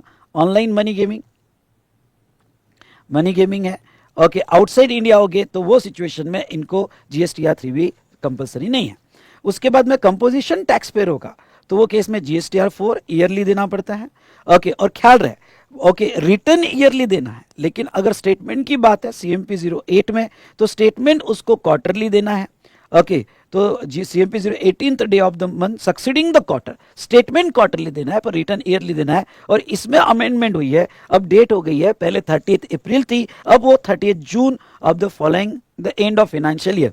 जब आपका ईयर खत्म हो जाएगा उसके बाद 30 जून तक आपको ये देना पड़ेगा। ठीक है, उसके बाद में बात करेंगे annual return.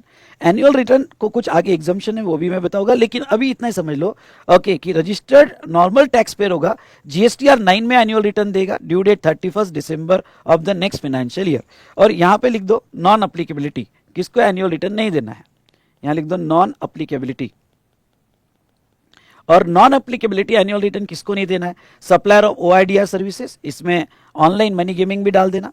Composition tax payer, NRTP, ISD, person deducting TDS TCS, CTP, और those referred in the provision of section 35(5). मतलब क्या, अगर गवर्नमेंट के, यहां लिख दो गवर्नमेंट या CL के ऑडिट हो गए, गवर्नमेंट और CL के ऑडिट हो गए by C&AG, comptroller and auditor general, तो फिर उनको एनुअल रिटर्न देने की कोई जरूरत नहीं है।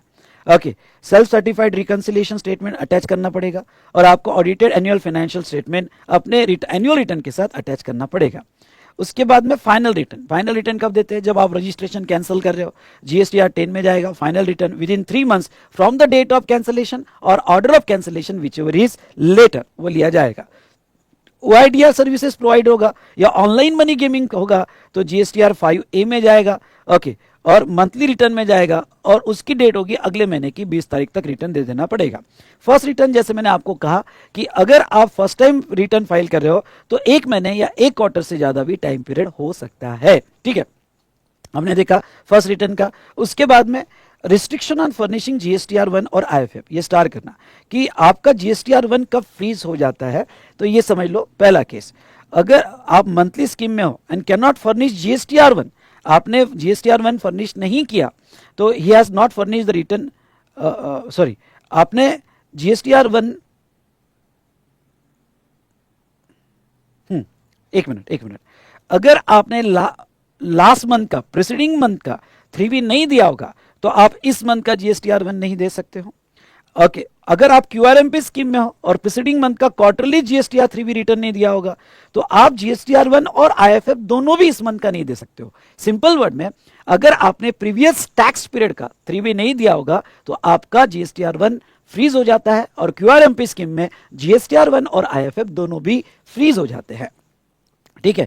दूसरा, अगर यहां पे इंटीमेशन आपको आई होगी, अब इंटीमेशन 88C1 की जो इंटीमेशन है कि आपका GSTR1 और आपका RP cannot furnish GSTR1 or using IF for the subsequent tax period unless he deposit the intimated amount or furnish a reply to explain it।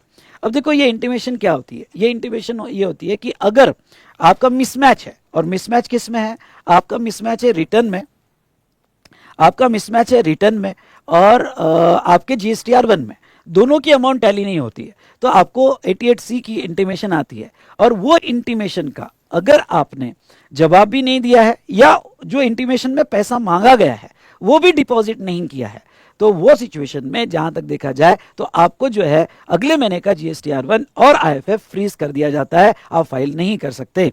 और 88D1 की अगर इंटीमेशन आई होगी, 88D1 की इंटीमेशन क्या होती है, मिसमैच ऑफ ITC, और mismatch of ITC की इंटीमेशन आई होगी और वो आपने मिसमैच अमाउंट डिपॉजिट नहीं किया होगा या आपने रिप्लाई नहीं दिया होगा, एटलीस्ट रिप्लाई तो कर दो यार। ओके, अगर आपने रिप्लाई भी नहीं दिया होगा तो फिर अगले महीने का GSTR1 जो है यहाँ पे फ्रीज हो जाता है। ओके, और उसके बाद में बैंक डिटेल के बिना रजिस्ट्रेशन किया होगा, कर सकते हो, बैंक डिटेल के बिना आप रजिस्ट्रेशन कर सकते हो, लेकिन इस बात का ध्यान रखा जाए कि अगर आप बैंक डिटेल्स के बिना रजिस्ट्रेशन कर रहे हो तो वो सिचुएशन में, जस्ट अ मिनट, हाँ, बैंक डिटेल्स के बिना आप अगर रजिस्ट्रेशन कर रहे हो तो वो सिचुएशन में आपको यहाँ पे 30 डेज या first GSTR1 which is earlier, उसके पहले बैंक डिटेल्स दे देना पड़ेगा। तो अगर वो बैंक डिटेल्स आपने नहीं दी तो वो केस में अगले महीने का GSTR1 या IFF फ्रीज कर दिया जाएगा। ये अच्छे से पढ़ के जाना। ओके, यहाँ पे तो इसमें से कोई भी सिचुएशन पे आपको सवाल पूछा जा सकता है। तो ये था रिगार्डिंग टू GSTR1। और यहाँ पे similar like GSTR 3B, okay, similar like GSTR 3B मतलब क्या, 3B भी फ्रीज हो जाता है अगर आपने पुराना GSTR1 नहीं दिया। सुनिएगा, पुराना GSTR1 नहीं दिया, पुराना GSTR 3B नहीं दिया, ओके, तो अगले महीने का 3B भी फ्रीज कर दिया जाता है। उसके बाद में बेटा यहाँ पे ये कॉन्सेप्ट तो पेनल्टी वगैरह ये आपने पढ़ लेना, पढ़ के चले जाना, कभी कभी क्वेश्चन पूछा जाता है, ये पेनल्टी आप पढ़ लोगे। और नेक्स्ट अगर हम बात करें तो यस, जीएसटी प्रैक्टिशनर एक थेरी कॉन्सेप्ट है। तो जीएसटी प्रैक्टिशनर में यहाँ पे जो okay on your behalf GST practitioners बहुत सारी फॉर्मेलिटीज आपकी कंप्लीट कर सकता है। तो जीएसटी प्रैक्टिशनर का ये थेरी कॉन्सेप्ट आपने पढ़ के चले जाना है। ओके, इसमें कुछ नहीं है। और अब देखते हैं क्यूआरएमपी स्कीम। चलिए, क्यूआरएमपी स्कीम एक मेन डिस्कशन है जो मैं आपके साथ करना चाहूंगा। ओके, यहाँ पे आ जाओ क्यूआरएमपी स्कीम में। अब क्यूआरएमपी स्कीम क्या होता है जो इफेक्टिव की गई 21 में, क्वार्टरली रिटर्न मंथली पेमेंट। अब बहुत सी बार क्या होता है मैं आपको बताता हूँ कि यहाँ पे कुछ लोगों को जिसका टर्नओवर 5 करोड़ के नीचे है, ओके, उन लोगों को यहाँ पे जो है क्वार्टरली रिटर्न की स्कीम दी है पर पेमेंट मंथली ही करना है। आई रिपीट, क्वार्टरली रिटर्न की स्कीम दी है पर पेमेंट मंथली ही करना है। तो ऐसे केस में यहाँ पे समझ लो सप्लायर है और सप्लायर क्वार्टरली रिटर्न में है, ओके, क्यूआरएमपी में है, और रिसिपिएंट जो है वो भी रजिस्टर्ड है पर वो मंथली स्कीम में है। अब यहाँ पे मैं आपको एक बात बताना चाहूँगा, क्वार्टरली स्कीम में सप्लाई तो क्वार्टरली GSTR1 देगा, पर सर्विस यहाँ पे उसका गुड्स बाय करने वाला जो रिसिपिएंट है या सर्विस बाय करने वाला वो मंथली में है। तो जब तक वो GSTR1 नहीं देता इसके 2B में क्रेडिट नहीं आता है। तो ऐसे केस में IFF की भी फैसिलिटी इन्होंने लाई है, वो प्रोसीजर मैं आपको एक्सप्लेन कर देता हूँ। देखो, पहले तो क्वार्टरली रिटर्न स्कीम जो है यहाँ पे रजिस्टर्ड पर्सन को मिलती है who is required to furnish a return in GSTR 3B and whose aggregate annual turnover up to 5 crores in preceding financial year, उनको QRMP स्कीम मिलती है। ओके, और ये ऑप्शनल है, कंपलसरी नहीं है। If opted for QRMP quarterly GSTR1, अगर उन्होंने ऑप्ट कर लिया GSTR1 के लिए तो मंथ 1, मंथ 2 और मंथ 3 मंथ्स में डिवाइड होती है चीजें। अब मैं थोड़ा आपको यहाँ पे ये चीज बताना चाहूंगा कि अगर मंथ 1 है और 2 है तो ये मंथ 1 और 2 का यानी ये तीनों मंथ का GSTR1 जो जाता है, ये तीनों मंथ का GSTR1 तो क्वार्टरली जाएगा, ठीक है। पर तुम्हारा रिसिपिएंट मंथली में आता है तो उसको तो क्रेडिट नहीं मिलेगा 3 महीने तक, क्योंकि GSTR1 जब तक फाइल नहीं होता है उसके 2B में अपडेट नहीं होगा। इसलिए गवर्नमेंट ने एक फैसिलिटी लाई और वो फैसिलिटी है IFF, इनवॉइस फर्निशिंग फैसिलिटी।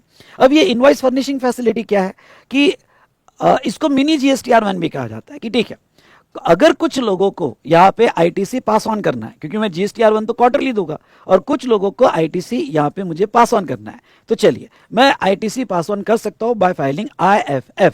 तो समझ लो ओके, पहले मंथ का, क्वार्टर के पहले मंथ का IFF मैं अगले महीने के 13 तारीख को दे सकता हूँ। समझ लो मंथ है मेरा अप्रैल है, तो मैं अगले महीने के 13 तारीख तक यानी 13 मई तक IFF दे सकता हूँ। IFF देना ऑप्शनल है, कंपलसरी नहीं है। मुझे अगर किसी को क्रेडिट पास ऑन करना है तो मैं IFF के थ्रू पास ऑन कर सकता हूं, लेकिन अगर 13 तारीख निकल गई तो फिर ठीक है, फिर अब IFF मैं फाइल नहीं कर सकता। अब ये बची हुई डिटेल्स जो भी है जिसका IFF मैंने नहीं दिया तो वो अब मैं GSTR1 क्वार्टर एंड होने के बाद ही अपडेट कर सकता हूं, और क्वार्टर एंड होने के बाद जब मैं अपडेट करूंगा GSTR1 में तो ही सामने वालों को 2B में अपडेट करके मिलेगा।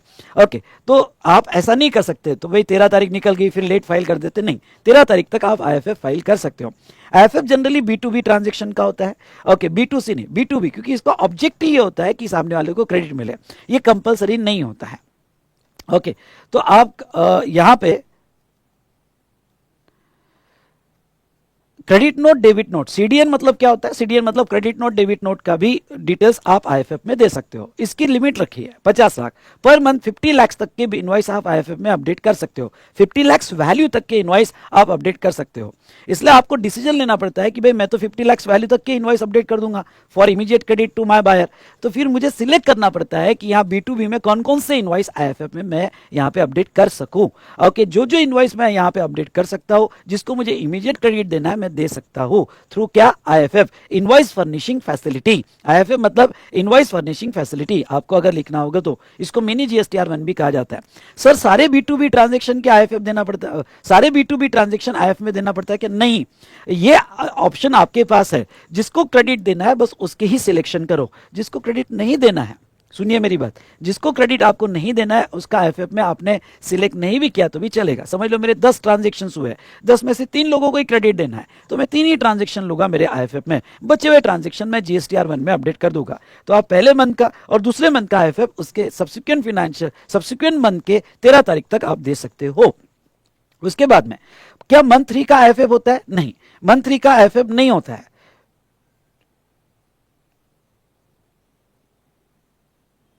ओके, मंथ 3 का IFF नहीं होता है। ओके, आपने मंथ 1 का IFF दिया है, मंथ 2 का IFF दिया है, पर मंथ 3 का IFF नहीं होता है। इसका डायरेक्ट GST, अब मंथ 3 का जो भी डेटा होता है आपका आउटवर्ड सप्लाई का, वो डायरेक्ट GSTR1 में जाता है। तो GSTR1 जब आप क्वार्टर एंड होने के बाद अगले महीने की 13 तारीख तक फाइल करते हो, आई रिपीट, ओके, अगले महीने की 13 तारीख तक फाइल करते हो, तो ऐसे केस में इसमें GSTR1 में जो डेटा आपने मंथ 1 का IFF में नहीं दिया, क्योंकि एक बार IFF में दिया तो रिपीट मत करना। ओके, IFF में जो नहीं दिया वो आपके GSTR1 में जाएगा। ओके, यानी आपका जो GSTR1 GSTN पोर्टल पे जाएगा वो डेटा, और मंथ 3 का पूरा डेटा, और मंथ 2 का जो B2C ट्रांजैक्शन है या B2B में जो आपने IFF में अपडेट नहीं किया वो डेटा आपका GSTR1 में जाएगा, या क्रेडिट नोट डेबिट नोट होगी तो GSTR1 में जाएगा। QRMP स्कीम में GSTR1 ये क्वार्टरली बेसिस पे अगले महीने की 13 तारीख तक फाइल किया जाता है, 11 तारीख नहीं, अगले महीने की 13 तारीख तक फाइल किया जाता है, और अकॉर्डिंगली यहाँ पे रिसिपिएंट का GSTR2B 14 तारीख तो अपडेट कर दिया जाता है। हाँ, तो 14 को GSTR2B रिसिपिएंट का अपडेट होगा। चलो अब मैं थोड़ा आपको ये कंसेप्ट और अच्छे से बताना चाहूंगा। अब क्या देखो यहाँ पे, अब ये जो फैसिलिटी है जो मैं आपको यहाँ बता रहा हूँ, बेटा ये तो रिवीजन है, मैं कोशिश कर रहा हूँ कि कॉन्सेप्ट आपको रिकैप करके दूं। अब देखो आपका हमारा IFF कंसेप्ट हो गया, ठीक है, हमारा IFF कंसेप्ट यहां पे खत्म हो गया, ठीक है। अब ये जो है हम पेमेंट देखेंगे, क्यों, मंथली पेमेंट और इंटरेस्ट लायबिलिटी। ओके, तो मंथली पेमेंट फैसिलिटी क्या है? IFF और पेमेंट से कोई कनेक्शन नहीं। IFF आपका सिर्फ ITC पास ऑन करने का डॉक्यूमेंट है। अब आपकी मंथली पेमेंट फैसिलिटी क्या रहती है, थोड़ा ये आपको बता देता हूं। क्यूआरएमपी स्कीम में ठीक है, आप क्वार्टरली आईएफएफ दो, क्वार्टरली रिटर्न दो। ओके, आप आईएफएफ सॉरी क्वार्टरली जीएसटीआर1 दो और क्वार्टरली रिटर्न दो, वो प्रॉब्लम नहीं है। लेकिन दोस्तों मैं आपको यह बताना चाहूंगा कि यहां पे पेमेंट आपको मंथली करना पड़ता है, वो B2B ट्रांजैक्शन हो या B2C ट्रांजैक्शन हो, आपको अप्रैल का पेमेंट अगले महीने की 25 तारीख तक कर देना पड़ेगा, अगले महीने की 25 तारीख तक कर देना पड़ेगा। तो आईएफएफ आपका 13 तारीख को जाएगा, वो ऑप्शनल है, देना है तो दो, क्रेडिट पास ऑन करना है तो करो, अदरवाइज आपकी मर्जी। लेकिन आपको जो भी ट्रांजैक्शन B2B हुए पहले मंथ के अगले महीने की 25 तारीख तक इसका पेमेंट कर देना पड़ेगा। मई का आपको अगले महीने की 25 तारीख तक 25 जून तक कर देना पड़ेगा। अगर आपने 25 तक पेमेंट नहीं किया तो 26 से इंटरेस्ट लगना चालू हो जाएगा, और मई का 25 जून को नहीं किया तो यहां पे 26 जून से इंटरेस्ट लगना चालू हो जाएगा। और जून का पेमेंट ध्यान से सुनिएगा, जून का पेमेंट आपको ओके जब आप जीएसटीआर 3B फाइल करोगे। अब क्यूआरएमपी स्कीम में जीएसटीआर 3B की दो डेट है, कुछ स्टेट के लिए 22 है, कुछ स्टेट के लिए 24 है, वो स्टेट याद रखने की जरूरत नहीं है। ओके, तो जो भी है आपको एग्जाम में आपने ऑप्शन में लिख देना 22 या 24, आप ऑप्शन में लिख सकते हो, ठीक है।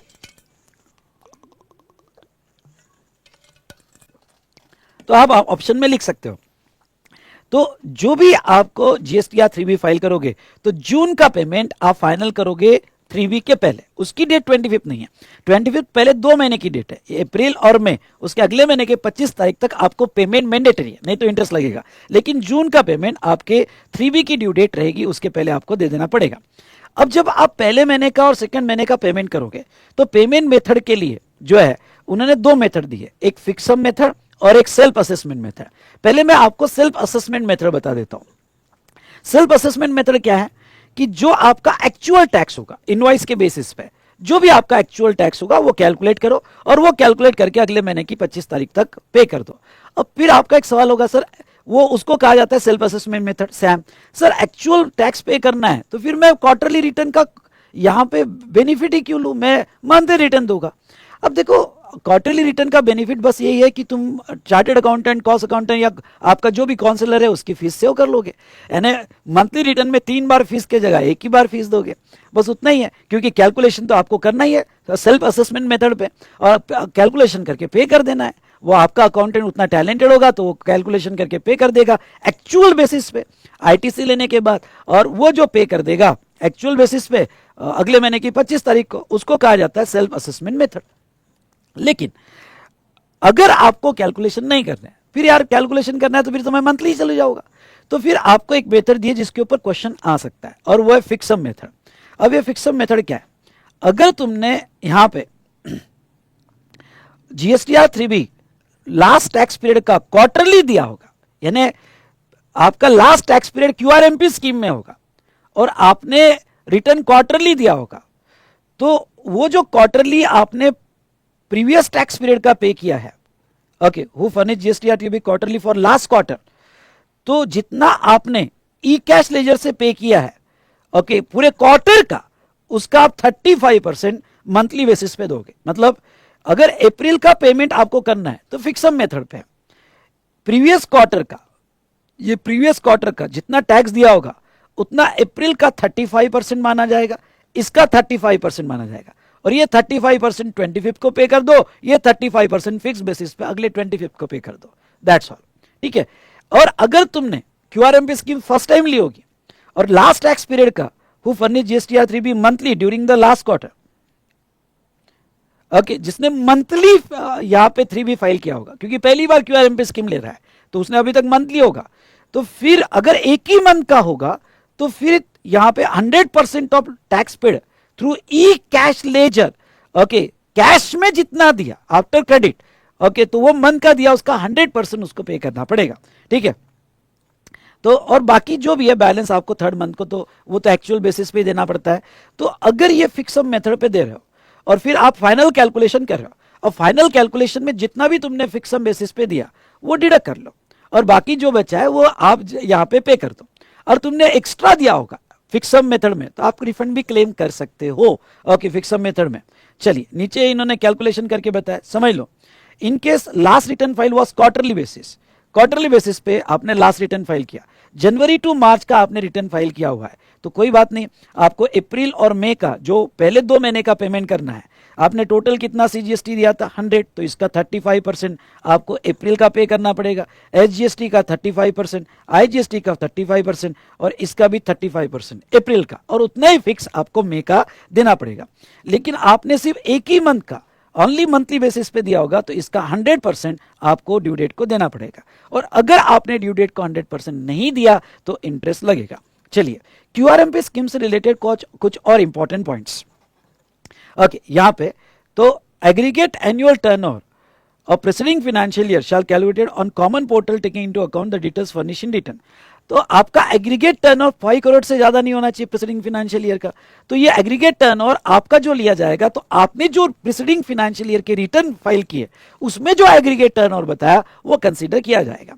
उसके बाद में वैल्यू ऑफ आईएफएफ 50 लाख तक रिस्ट्रिक्टेड होगी, यानी आप 50 लाख तक आपको सिलेक्ट करना पड़ेगा कि किसको, कौन से कस्टमर को आप यहाँ पे आईएफएफ में इनवॉइस अपडेट करके आईटीसी पास ऑन करना चाहते हो। उसके बाद में after 13th of the month facility of furnishing IFF for the previous month would not be available. अगर आप अगले महीने के 13 तारीख तक आईएफएफ नहीं फर्निश कर पाए तो फिर वो मंथ का आईएफएफ चले गया, अब आपको सारी डिटेल जीएसटीआर 1 में ही अपडेट करनी पड़ेगी। ठीक है, details given in IFF not required to be given again in GSTR 1। अगर आपने आईएफएफ फाइल कर दिया तो वो सेम डिटेल आपको जीएसटीआर 1 में रिपीट करने की कोई भी जरूरत नहीं है। Where QRMP option has exercised once, okay, they shall continue unless RP revise the said option। आपने QRMP स्कीम का ऑप्शन ले लिया तो वो कंटिन्यू रहेगी जब तक आप उसको रेगुलर स्कीम में नहीं आते हो, मंथली स्कीम में नहीं आते हो। It is further clarified that option avail the QRMP scheme is GSTN wise. ये QRMP स्कीम आपको आपके रजिस्ट्रेशन वाइज है, आपकी 10 ब्रांचेस है और 10 रजिस्ट्रेशन है, तो आप सिलेक्ट कर सकते हो कहाँ मंथली लेना है और कहाँ क्वार्टरली लेना है, तो ये ब्रांचेस वाइज है। और some GSTN of the same PAN can offer QRMP scheme and some GSTN में ऑफर नॉर्मल स्कीम, वो कर सकते हो। चलिए अब ये देखो, ये स्कीम जो आपको अवेल करनी है, समझ लो ये आपका ये क्वार्टर है जनवरी फरवरी मार्च और दूसरा क्वार्टर है अप्रैल मई जून, और आपको ये स्कीम ऑप्ट करनी है अप्रैल मई जून के लिए। आपको QRMP में जाना है, QRMP में जाना है तो आपको इंटीमेट करना पड़ता है पोर्टल पे। और इंटीमेट कब करना पड़ता है? जो क्वार्टर से आप QRMP स्कीम में जा रहे हो उसके 2 महीने पहले से, यानी 2 months बिफोर दैट क्वार्टर, यानी आप फर्स्ट फेब से तो अप्रैल एंड तक, यानी इवन दो क्वार्टर चालू हो गया होगा तभी फर्स्ट फेब से अप्रैल एंड तक आप इंटीमेशन दे सकते हो। और सेम पीरियड है विड्रॉल का। समझ लो आप QRMP स्कीम में हो और आप मंथली में जाना चाहते हो, तो सेम अगर आपको मंथली में जाना है तो वो क्वार्टर स्टार्ट होने के 2 महीने पहले से, तो क्वार्टर स्टार्ट होने का जो मंथ रहेगा वहां तक आप इंटीमेट कर सकते हो। इस तरह से हमने ये QRMP स्कीम देखी और रिटर्न चैप्टर के इंपॉर्टेंट कॉन्सेप्ट हमने रिवाइज किए। ये थ्योरेटिकल चैप्टर था, मैं आपको ये कहूंगा इतना पढ़ लेना, क्वेश्चन देख लेना, आपका बहुत अच्छे से कवर हो जाएगा। इस तरह से हमने ये चैप्टर देखा और वो चैप्टर था return. Done done done done, yes और नो? चलिए दोस्तों, सो इस तरह से हमने जीएसटी के लगभग सारे इंपॉर्टेंट टॉपिक्स पे अच्छा रिवीजन कर लिया मिशन संभव में। अगर आपको ये रिवीजन बहुत अच्छी लगी होगी तो लाइक कीजिएगा और कमेंट्स जरूर दीजिएगा। बेटा मैंने लगभग आपके पूरे रिवीजन पे अराउंड 30 to 40 आवर्स मेहनत किया है और आपको यूट्यूब पे फ्री प्रोवाइड किया है, तो आपकी कमेंट मुझे मोटिवेट करेगी। ओके, बस मैं इतना ही कहूँगा कि अब जो है यहाँ पे आप ये जो रिवीजन हमने किया इसके साथ क्वेश्चंस पढ़ लो, और क्वेश्चंस जो स्पेशली एग्जामिनेशन और आरटीपी के क्वेश्चंस अगर आप पढ़ोगे तो आपको डेफिनेटली बहुत ज़्यादा हेल्प होगी। तो यस, अब बाकी है कस्टम्स की रिवीजन। तो इसके बाद कस्टम्स की रिवीजन इस वीक में मैं अराउंड 2-2 घंटे के 3 लेक्चर्स आएंगे। वैल्यूएशन का थोड़ा बहुत बड़ा रहेगा और कि 3 लेक्चर्स रहेंगे। तो यहाँ पे कस्टम्स के इंपॉर्टेंट टॉपिक की रिवीजन्स मैं आपसे करवा लूंगा। ओके, और कस्टम्स की चार्ट बुक मैंने आपके साथ शेयर किया आपके लॉगिन में, और अगर आपके पास कस्टम्स की चार्ट बुक नहीं है तो दोस्तों मैं ये कहूँगा कि यहाँ डिस्क्रिप्शन में जो टेलीग्राम लिंक दी है IDT विशाल सर ऑफिशियल, तो वो ऑफिशियल चैनल आपको ज्वाइन करना है टेलीग्राम का। उसमें मैंने पिन किया हुआ है वन स्टॉप सॉल्यूशन लिंक, और वो वन स्टॉप सॉल्यूशन लिंक में आपको कस्टम्स का भी चार्ट बुक दे दिया जाएगा। ओके, तब तक आपने प्रिंट आउट निकाल लेना है, और वो चार्ट बुक के बेस पर हम बहुत अच्छे से यहाँ पे रिवीजन कर लेंगे। तो चलिए दोस्तों, आज का सेशन यही एंड करते हैं। ओके, लाइक जरूर कीजिएगा, शेयर कीजिएगा, और आपके कमेंट जरूर दीजिएगा। Thank you so much, thank you so much.